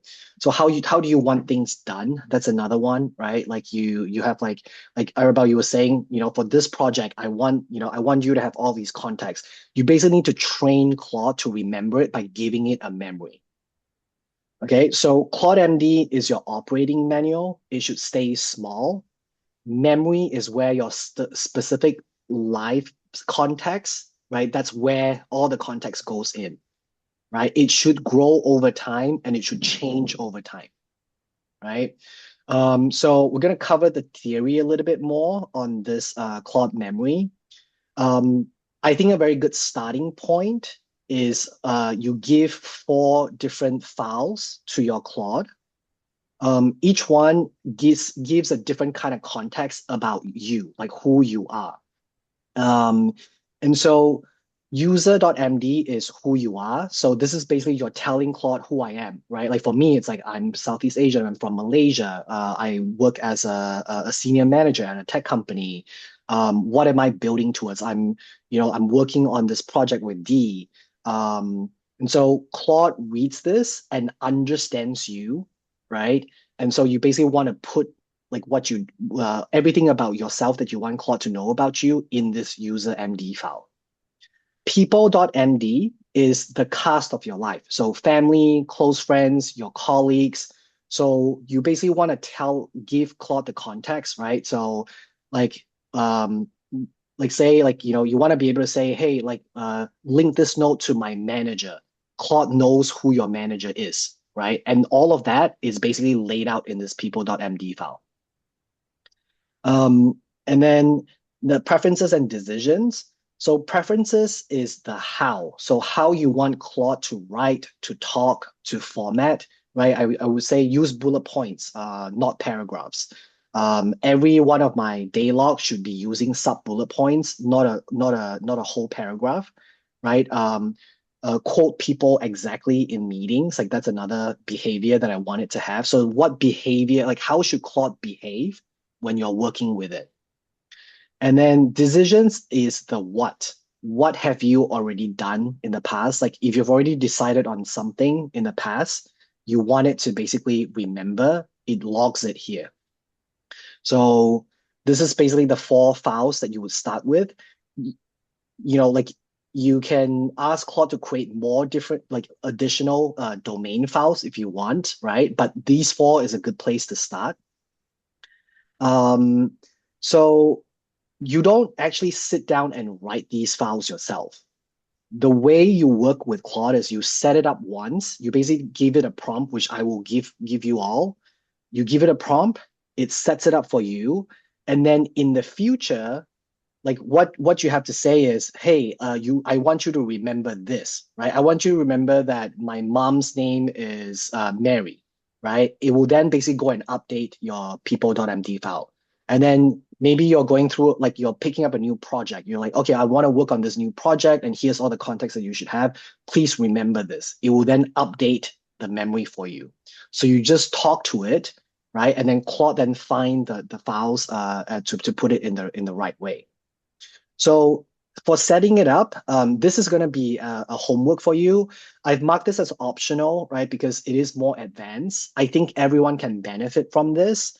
The way that this prompt would work is I'll give you the full prompt. It will basically help you set up the 4 folders, and then you will go through an onboarding with it. So it'll ask you a bunch of questions about who you are, who are the people in your life, what are the preferences that you have, what are the decisions that you have. And so this will be part of your homework this week, where we'll give you everything, and then it'll help you basically set up everything for you. Any questions on this?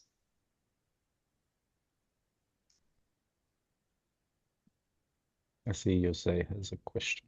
I see in the files of the Vault, there is already a hidden folder called Cloud. Yes, the Claude MD file is already in there. So that is it. Basically, like all the skills that you're using, how does it like do the logs? All of that is already set up for you, right? So you don't really have to make much changes there, unless you want to make some structural changes, right? Like Kaylee, you had the live areas. You basically redid your live areas, so those should go into your Claude MD file. The memory layer that I'm talking about, the 4 files with the user, people, preferences, and decision, that's an additional thing, and it's optional. Okay. So we'll give you the prompt as a homework, and then you can then set it up at your own time. It'll take you about like 20 minutes for the first setup. Once it's set up, every time you say, hey, I want you to remember this convention, it will update that file for you, and then it will remember in the future. Cool. Sweet. All right, now we're going to move into skills. Okay, D. let me share my screen. Okay, we'll start here. Actually, let me share my screen because I think it would be less blurry. It's still a little bit small. So let me share my screen.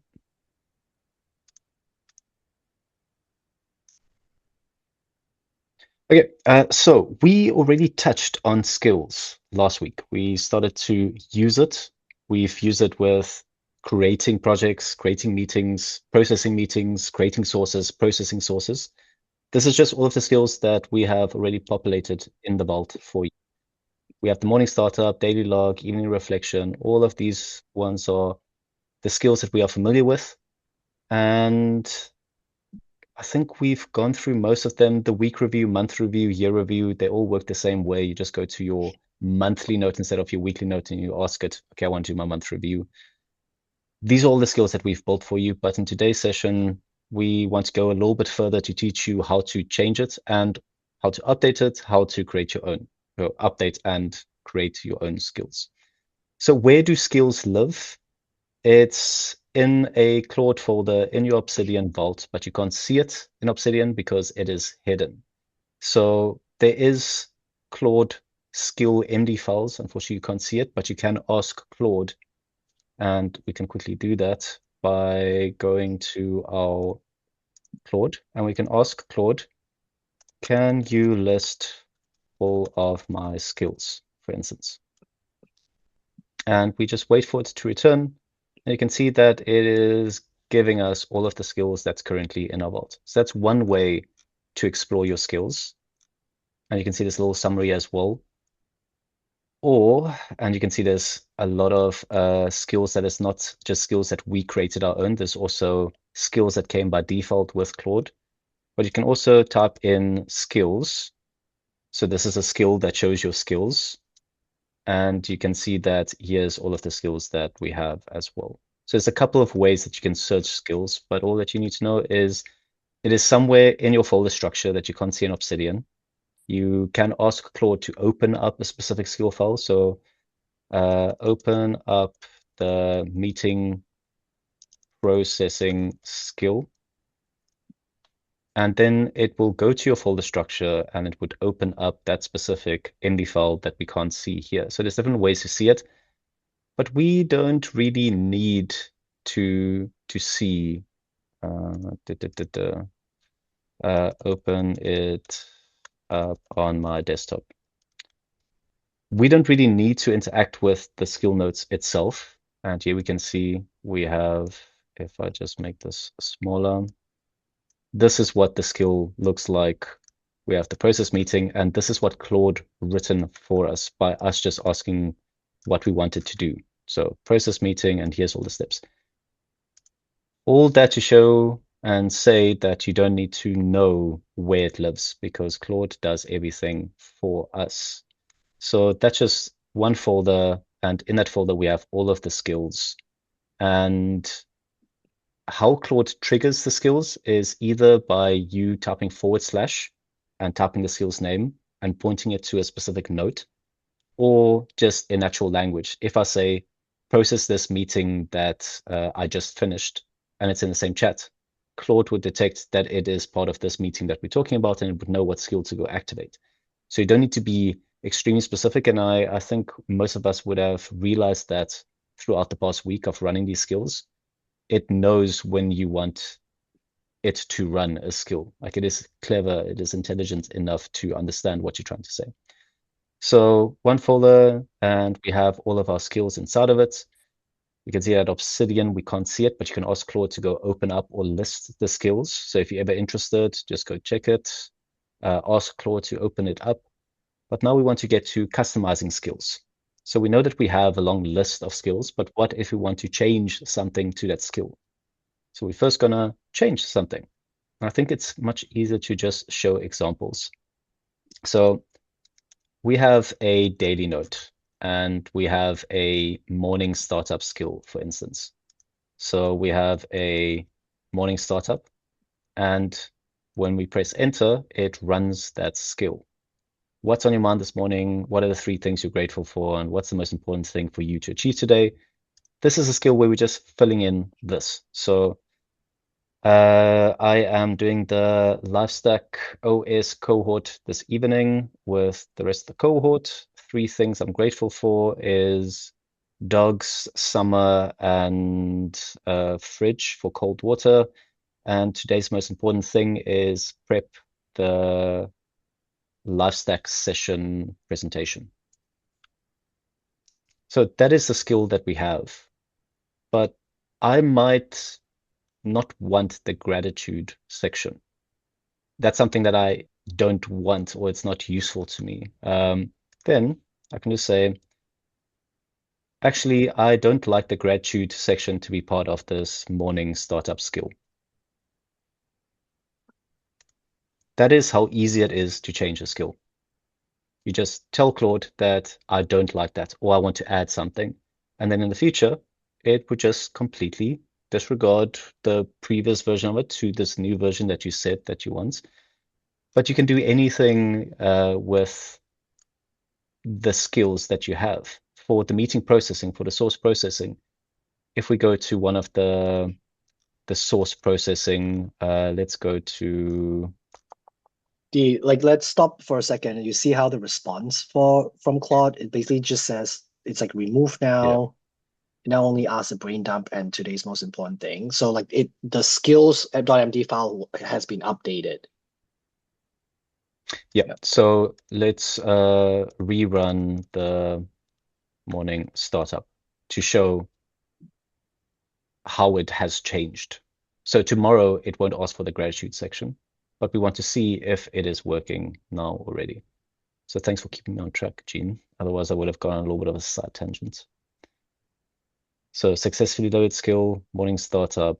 It's going to detect that we're talking about today, and that is how we change it. So you need to ask yourself what you want to, what's on my mind this morning? Nothing on my mind, and what I want to do today, Lifestack, OS, presentation, slides.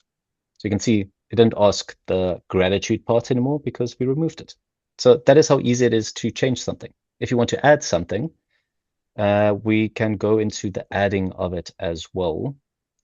And well, let me just quickly stop there. So changing and updating skills, is that making sense?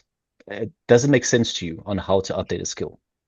Just want to see if there's anybody that's unclear or might be not understanding what a skill is and how to update it. Okay, so I think we're all on the same page. That's great. The next part is we just changed something. So for you, it is to go and find what you want your morning startup to look like. What would be beneficial for you in the morning? So for me, like going to the building section, we want to build something else.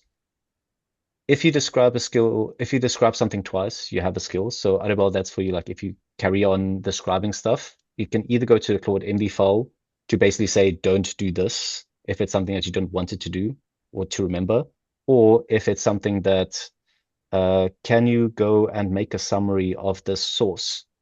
That is a skill because it's an action. Think of it as a personal assistant that's sitting next to you.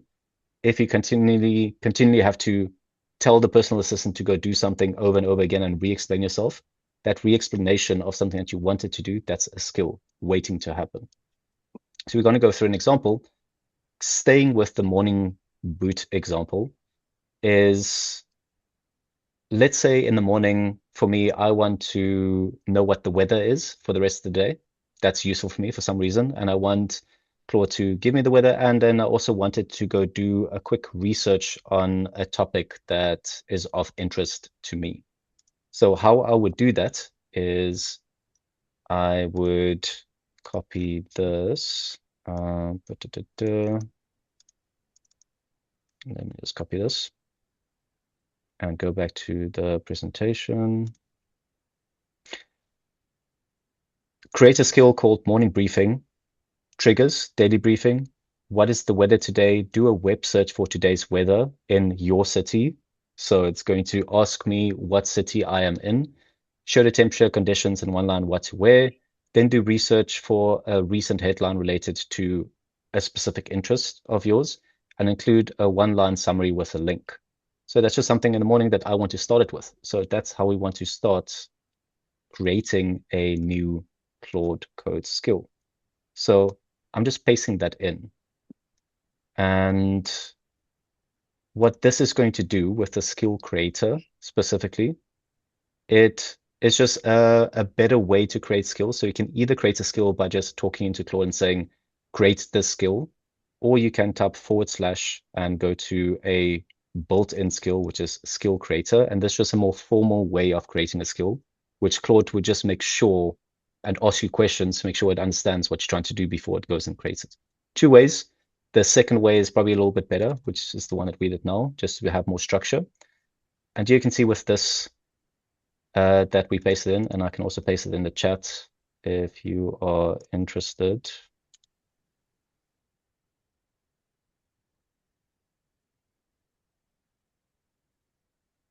Oh, is D frozen for everyone? Or is it just Yeah. me? Let's give him a second. If not, I can take over.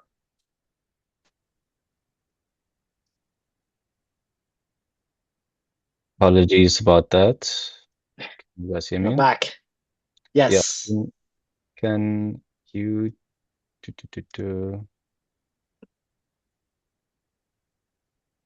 Can you just paste that Mm-hmm. prompt in that we have in that little block? Yeah, I will do.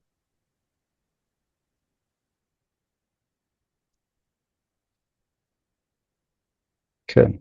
All right. Let's Let's go go. on the screen again.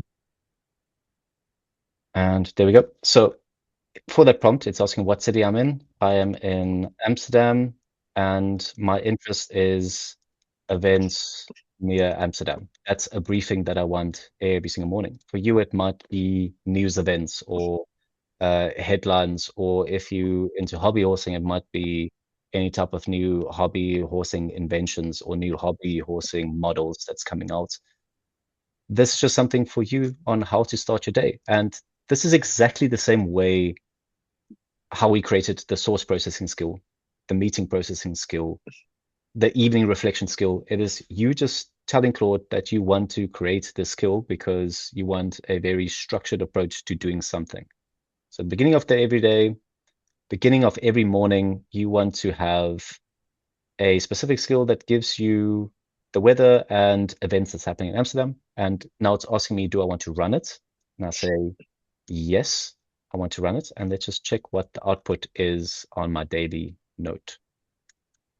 So we just give it some time to run. What's going to do is it is going to go to the web search, weather today, 23rd of May, and then it's also doing a parallel web search for events. So a cool thing about skills, they have different little agents that's running around that can do parallel processing. So it's basically two web browsers that opens up at the same time, and it does one in the one, and it does the search in another one. So it works quite quickly.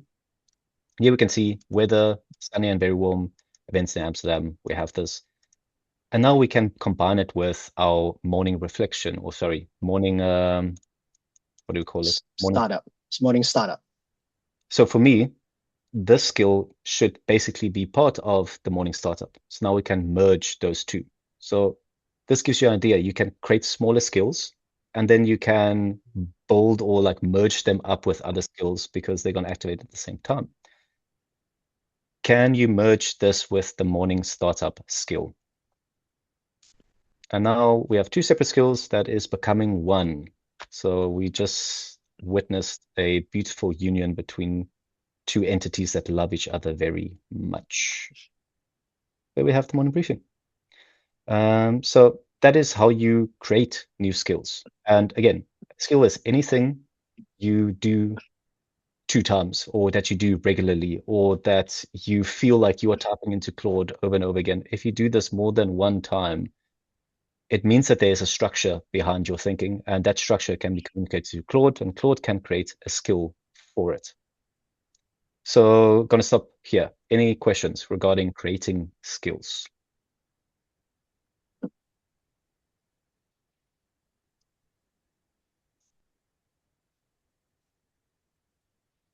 No questions. That is good. Okay, so everybody is yes. Yeah, I just have one observation. So when I do like a spreadsheet or something, and I ask Claude to get information from one spreadsheet, getting it into another one, sometimes then I just double check his work. And then what I found is sometimes there could be a tiny mistake. So what I've done then is ask Claude to double check his work. And then sometimes he picks up some mistakes. So maybe that's also something that I can write into his skill to say, double check your work. That is definitely Yes, so. that is exactly why you want a skill. You want to basically do a skill that checks its own work, right? Yeah. And Yeah. so yeah, you basically just tell it, I want you to create the skill, and here's what I need you to do. Every time you come up with an Yeah. output, right? I want you to make sure you check your work before you come back to me, right? That is like one Yeah. example of a skill that you can develop. So on that Okay. point, And you I would give will it a write that creative in his, name. yeah. Yeah. You would give it a creative name like the four eyes principle. So whenever you feel like it should quickly go double check, you can just activate the four eyes principle skill. So instead of typing out go check yourself, yada yada yada, you have all of that captured into a skill, and then you just activate it when you feel you need it, or when it does a specific instance Okay. or a specific skill. Okay. That's great. Thank you. Okay, All right. then let's quickly run to quick Claude tips. So quickly going to run through. We have already touched on a couple of them. For instance, the dangerously bypass permissions. So there's a couple of other useful concepts, which is useful to know. So multiple Claude Code instances. I think a lot of us would be familiar with this as well. You can have multiple Claude Code instances up and running. If you're using the MacBook, you can just go right click and say copy, and then it creates a new little window for you, and there you have another personal assistant. You can do the same thing from the terminal. So if you run into any issues there, just send us a message, but multiple personal assistants while something else is running. The different modes. So there's two useful modes. Currently, we are just on the chat mode with our Claude, but if you press Shift and Tab, you can see that it goes through like auto mode on for agents, accept edits on, plan mode. So you can see there's a couple of different modes that we can go through. One of the most useful modes is plan mode. So plan mode is when you want to talk with Claude before it does something. So think of this as you and Claude go sit in a room together and you guys are planning something. And then once you agree on the plan, then it goes and executes something. So if you want to compare a bunch of Excel spreadsheets with each other, you need to explain to Claude how to go and compare those spreadsheets with each other. That's a good time to go to plan mode and then describe what you want. And then Claude is going to ask you some questions to make sure it understands. It's going to go look up the different spreadsheets. It is going to then come up with a plan and it's going to ask you, is this understanding correct? And then only it goes and executes it. So there's like a more safer approach when you're doing something new. And then you just have the bypass permissions on as well that we have. But I would say for the plan mode is the one that I want you guys to take away from the session. Plan mode is very useful when you're doing something new that is multi-step. Dangerously bypass permissions. We've given you the code to paste when you open up Claude for the first time. That just asks you less for confirmation on things. Okay, useful commands. We have a couple of slash commands, which is useful to know. So Claude Code works on context. So you can see with this chat, when I scroll up, we've done a lot of things in this chat, which is not necessarily related to each other. So when we want to start with a new thread, a new conversation that is not related to everything else we were doing up until now, that's when you type /clear. You're basically exiting this chat and you're starting afresh. So what this helps with is if you've been working on one project and you want to switch to a completely new project, the moment that you switch over, it's still going to try to understand how does this tie into everything else we've been talking to up until now. If you don't want that previous context, that's when you type in clear. And it's basically like opening up Claude for the first time. It still has access to your Claude MD file, so it's still in essential structure, but it just removes all of the chat, the chat, saved chat in the previous context. Skills, we spoke about skills, how to see all of the skills that is available to you, /skills. List all of your available skills. Press escape to go back. We have usage. If you want to see how close you're getting to your limits, you can see your usage credits. So this is, you can see, oh, I've used 8%. So this is quite useful that if you're doing a lot of work you might get to the max, and that is where you might need to do stuff more effectively or upgrade, but it's just nice to see if you are reaching limit or not. Compact, if you want to carry on with the conversation, a long conversation. So we have a long conversation about something and you don't want to clear it, but the longer the conversation is, the more chances there are for Claude to hallucinate because it's such a long history that needs to go read.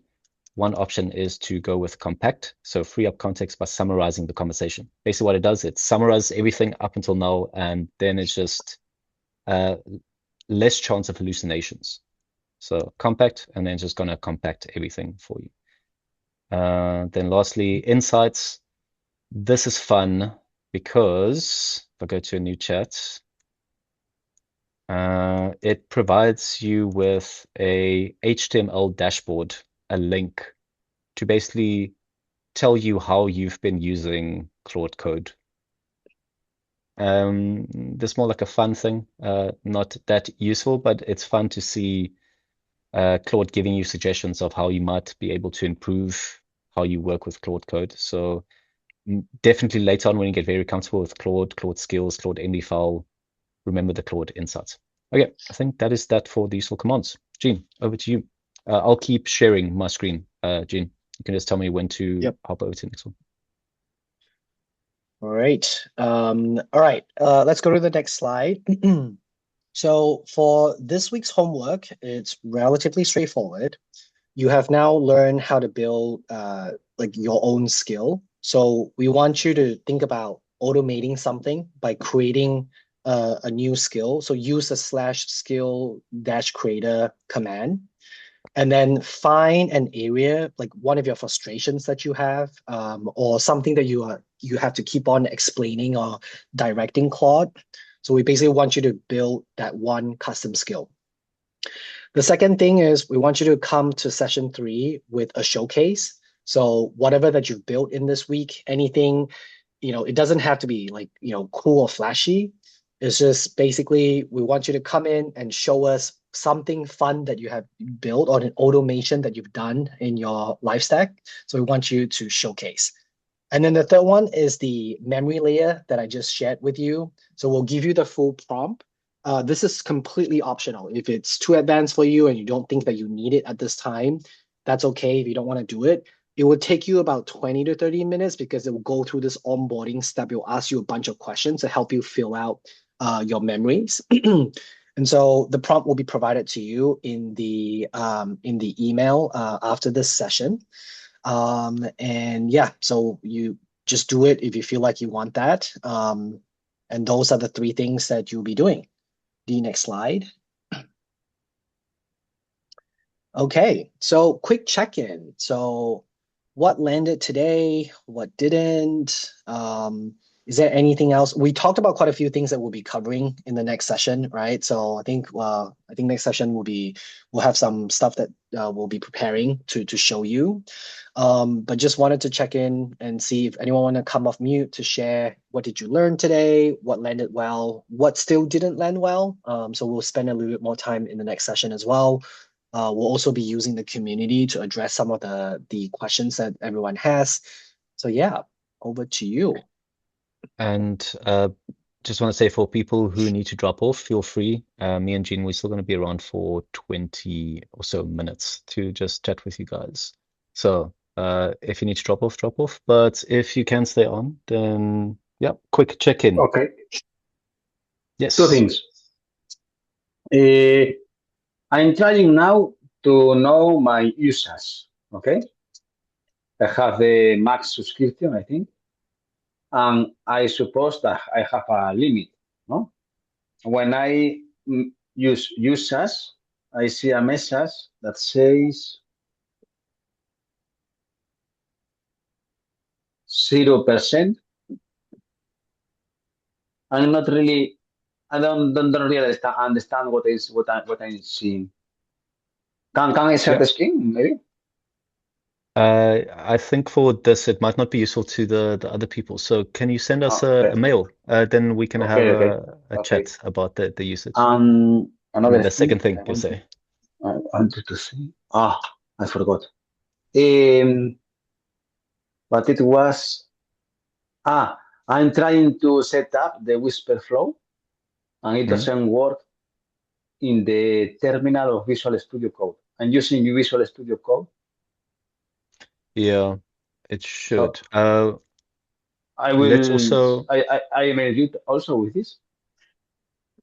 it shouldn't be a problem. So let me follow up with you tomorrow, Jose. Okay, okay, I'll have okay, a okay, quick okay. chat with you. Okay. Okay, awesome.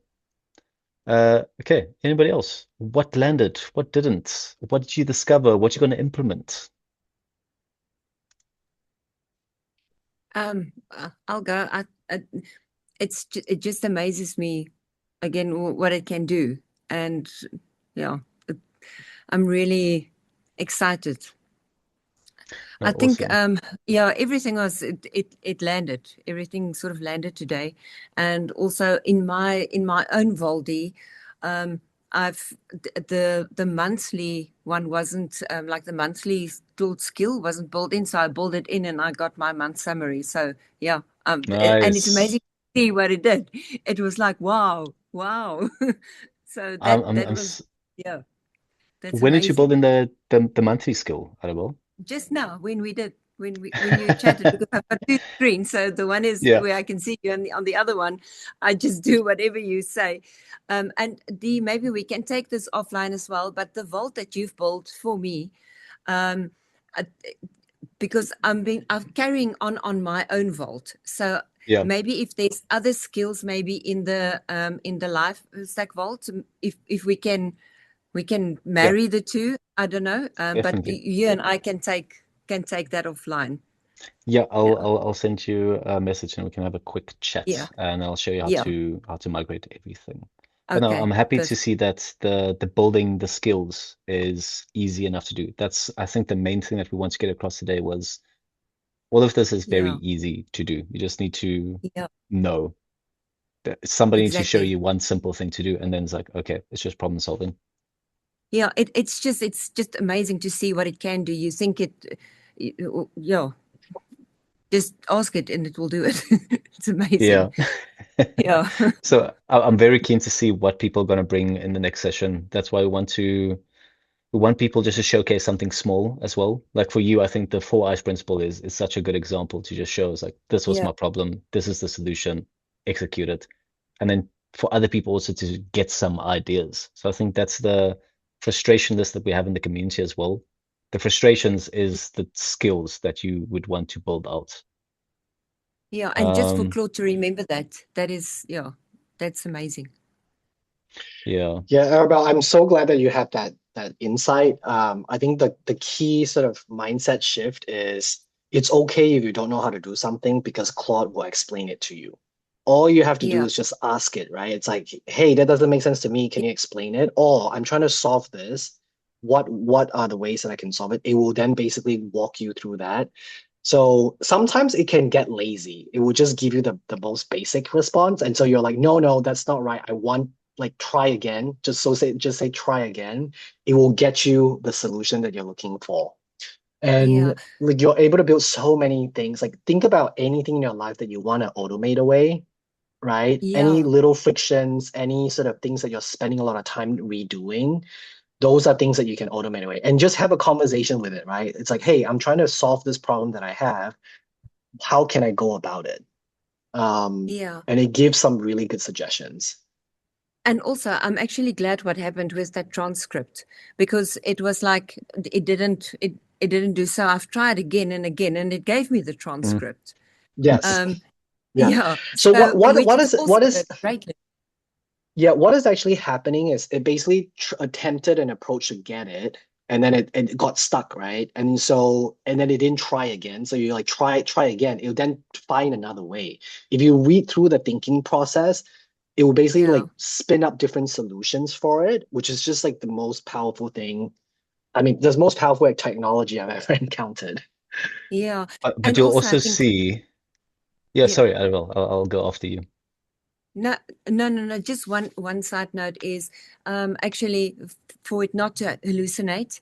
I think it's good that you do like a summary a short summary, then you carry on, because sometimes when you work a lot, like on a project, it makes mistakes. And then just say, okay, let's short it up, let's start. And that was also a key moment for me. Yeah, it's quite Yeah. useful. Regarding the skills, you'll sometimes see that it looks like errors that it's throwing out. That is it trying different approaches. So my source skill that I have in my private vault, I have a more advanced version with a bunch of other tools that I've downloaded on my laptop in order to make the source skill never break. But it has a lot of if else clauses. So if something doesn't work, it goes to something else, to something else, to something else, to something else. And over time, when you have conversations with Claude, is basically just asking, this did not work, fix it, fix the skill. And then it gets smarter and smarter and smarter and smarter every Okay. time it incurs a problem. So that's Okay. I also like running into issues. I don't like it when it works too smoothly because ultimately people would run into issues. And again, we're not trying to give them the perfect setup. We're trying to teach people how to fix the issues Yeah. that they have. Yeah. Okay, And Kaylee, I'm interested. So I saw your post with all of the handwritten notes that you have, which looks beautiful, by the way. I really like it. So what is the skills that you want to build? So I'm guessing the one is the some processing skills, handwritten note processing skills. What is Okay, on your like mind? I'm struggling because I don't actually want to automate everything because I feel like there's a lot Yeah. that's generated. So I'm like through the process of doing the work myself. So I'm like trying to find the happy medium. Mm, Like, so I've been using the morning skill and the evening skills and for all the daily logging. That's been very helpful because I hate making sure that I'm getting things written correctly and all that. Um, yeah, I don't know what skill I'm gonna do. I've been editing the ones that you guys gave us, yeah. and adapting them, and that's been awesome. Um, I'm trying to think. The other thing was like just the whole tagging system. Mm. Getting all of that working, and yeah, I don't know. There's stuff that comes up when you're working in it, right? Yeah, I think something that Ramon would also find useful is just seeing how you process your handwritten notes. Because you obviously have a certain way that you want to input the information into your Obsidian and your thinking process behind it, which I kind of lean more towards you. It's like I don't want everything to be in my vault, but I'm also sometimes I do. So like I'm on both ends of the spectrum. I'm like, yes, I want to keep it very neat, but then the other side is like, oh, but it doesn't matter how much information you have because you can always delete it.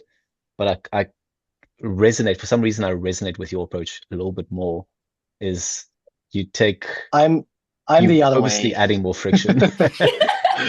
I'm Yeah, the you other way. guys are like I two wanna give ends. it everything about my life because I want to automate as much as I can. Like I don't have a lot of time, and so I just like want to have everything. But then I want to have a way that I can extract information when I need it. Kelly, I responded to the post about processing handwritten note. I gave like some kind of thinking around like creating a folder where it's all your handwritten notes can be stored in there. And then you create a skill to only process the notes that you want to process. So that is like something that you can think about because you must have things that you want to keep in your written note, right? And especially if you have beautifully written notes, you don't want to delete that note. You want to like attach it in your um in your note itself as well. Yeah, so and the other thing is Claude is able to read your handwritten note to begin with. So transcribing it, like, do you even need to transcribe it, right? Like, so those are kind of the questions. Like, it's this is how you want to keep it in your second brain. But there's just a lot of approaches that you can take. I didn't Yeah. think So about that. what is really freaking cool about Obsidian? So I was previously using Notion, and I'm like, I obsessively capture all my notes. Like a lot of them is absolute nonsense, but like I started scanning my journals, and now I've just continued, and now it's like a problem. And so I've always kept them very neatly in folders. And I love Obsidian because now I've just moved that, I call it a catalog. I've just moved that catalog into my vault and then it's all there, right? So it's got like it's got a folder for each journal. Then there's all the pictures, right, within that folder. Then I used Claude to make MD files of each of the journals. So that's there. And one of the journals that I have is like, I mean, the journals are not all created equally. Like some of them are a lot more powerful. So my monthly reviews, which is like really well written because it's written neatly. It's not like normal journaling. Claude reads those beautifully. And so I've been doing that manually, right? Like I upload it to Claude and then I ask it to give me a summary, whatever. So you sharing about like going through the folders, I can just always point it at that folder. And then I'm already adding the pictures there. And now it can give me a summary that can then go into my monthly note. So that summary workflow is the skill that you will build. Yeah. Because you don't want to explain it every single time, right? You just want to be like monthly summary and then it knows exactly what to do. So that will be the skill that you want to build. Yeah. It automates that for you. Yeah. Jose, what about you? What skill are you thinking about? Are you thinking about any skills that you want to develop for your workflows? I don't know, really. I don't know, It's really. okay. I mean, No, have a I will think. think. I will think. Yeah, have a think through it. Yeah. Because I have, for example, I have made the most complex things I have made with Obsidian is with Cloud, but at the end it's a JavaScript program, okay? For example, I know I keep my expenses in application, it calls Firefly 3. It's a well application, very well made to personal expenses, okay? Open source and it's okay. But well, I wanted in a node of Obsidian having a summary of some of them, okay? So you say it's open source? The tool is open source? Yes. You can install. I have installed it in a Linux server. I have with VPS. Okay. Yeah. So you can install everywhere on your computer. It's very cool, eh? The web for personal, not for enterprise. Okay, but for personal, it's very cool. But I wanted some things that what made it manually, and it's a headache. You know, a headache. It's a headache to make some things manually because it's like getting an Excel and make sums. No. So I made a little program just to show a summary. And the cool thing of Obsidian is that you use JavaScript. So you can call the API of Firefly 3, that is a web page. Okay, if you have to do it manually, it's another headache, but you're not going to spend 4 days developing just to have a summary in a little note of Obsidian. But with Cloud, it's very easy to do. So some things, I want to know how much money I have spent in beers and coffees, for example. Okay, it's a really concrete thing. I know I could spend less, or if I need to spend less, it's the first thing I could put off. Okay, it's that if that tool has an API, that is very doable. You can do this like in an afternoon. Like because my equivalent, I wear Whoop, right? So I have all the data tracked on Whoop. I basically built a skill where like basically Claude basically goes to my Whoop account, pulling the data, and then puts it in my daily note front matter, like the properties. How much sleep did I get? My sleep quality, my strain, right? And then on a weekly basis, it rolls up into a chart for me to see my progress. So this is something that we'll showcase next week. It's very cool. But you have an API for that thing, no? Because the thing is, I don't know anything about it. I know nothing. If in a classic development process, you should study the API, make a lot of tests and trials and errors just to end with a script that makes what you want. Well, it's not. It's not really. You're not going to do that. Okay. Yeah. But I think that, but for example, this is has IOME, okay? So it Hmm. have a cool app for the Android and iPhone devices, pairs My Fitness, but it does not have an API. Mm, When I have look for something, there is something that some people have reverse engineered, okay? And you can find in some GitHub things that people, but there is not a, when you have an Easy. API in a web page, normally you have a documentation where everything is very, in really there. clear, Yeah. defined. So you can say to Cloud, read the API that is defined in the web page and And then then do that. make, I don't know, get the steps I have made for every day and Hmm. update the notes and but all this thing, now I'm doing it manually for that kind of things. But I have automatized the things for expenses and incomes, automatized the summary. Not the Yeah. I have to go to the web and to say, hey, or to go without. Yeah. It's cool, it's cool. Because it's really, it's complex if you know nothing about coding. Explaining to a non-developer person, Hmm. no, it's really complex. But at the same time, it's not really complex. It's for a person who has developed a little thing and know what an API is and know how to get an array of data and get for example, a graph. You explain and it's really easy to understand, difficult Yes. to develop if you have to do everything. Yeah, so I think I very much resonate with what Kaylee said, right? I think I think we're entering a world where we can build anything we can imagine. So the barrier that we have is not development, it's thinking about what to develop, right? And so this is where if you're able to explain your workflow very clearly, right? Like think about it as a standard operating procedure, right? Your SOP. What are the steps that you want to follow? And you're able to very clearly explain it to Claude. You are able to do a lot from it. So And always think from a workflow lens, right? Yeah. I think and it's just such a powerful. Claude makes a lot of errors because Mhm. some things the API is not really well understood by Claude, but it's easy to test and try. Now it's not like yeah, you should have the I don't know. You should read for today 8,000 steps, and you have given me 5,000. It is not okay.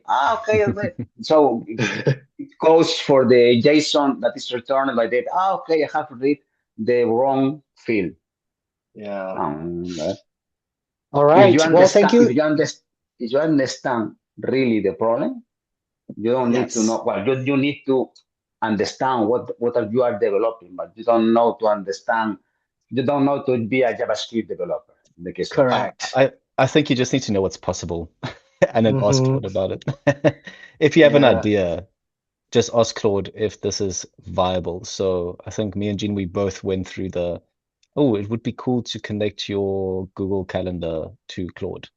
I was like, we didn't know if it was possible or not. And we just asked Claude, how do we do it? And we both ended up connecting our Gmail through two different ways. We got to the same solution. So I think it's more a thing of having the curiosity to think what might be possible and then just go play around to see if it is. Because somebody else had probably done it before. And if not, you can just ask Claude a couple of times to see if this is possible or not. So I think for your use cases, you say it's definitely a fun use case. It's something that I want to implement in my own life as well. It's an expense tracker where I connect my bank's API. It auto filters and tracks like what money is going where, and then it gives me a dashboard at the end of the month. So I'm also going to do something similar to that soon, and then I'll also Right. share it. I think me and Jean will just keep sharing stuff with you guys. Cool. All Okay, right. Thank you so much for staying longer. I wanted to ask, Kaylee, yeah, where in South Africa are you based? I'm in BE. Port Okay. Elizabeth, the windy Ah, Better. city. Where are you? in Pretoria or Okay, Centurion, yeah. yeah. Well, Cool. glad to have more South Africans in this chat. Yeah. So thank you both for D is joining. growing And his tribe. yeah, Getting the slowly growing the South accent, African sorry following. guys. Yeah. Yeah, I joked with Arabella I'm gonna start something in Afrikaans soon to get like capture the Afrikaans South Yeah. African community. But we'll see, we'll see. Okay, thank you Yeah. everybody. Really appreciate you guys being here, and then Have see a you good guys week. in a week's time. Well, Yeah. have a good Yeah. weekend. Bye. Bye. Bye. Thanks for going longer. Bye, Bye. guys. Bye.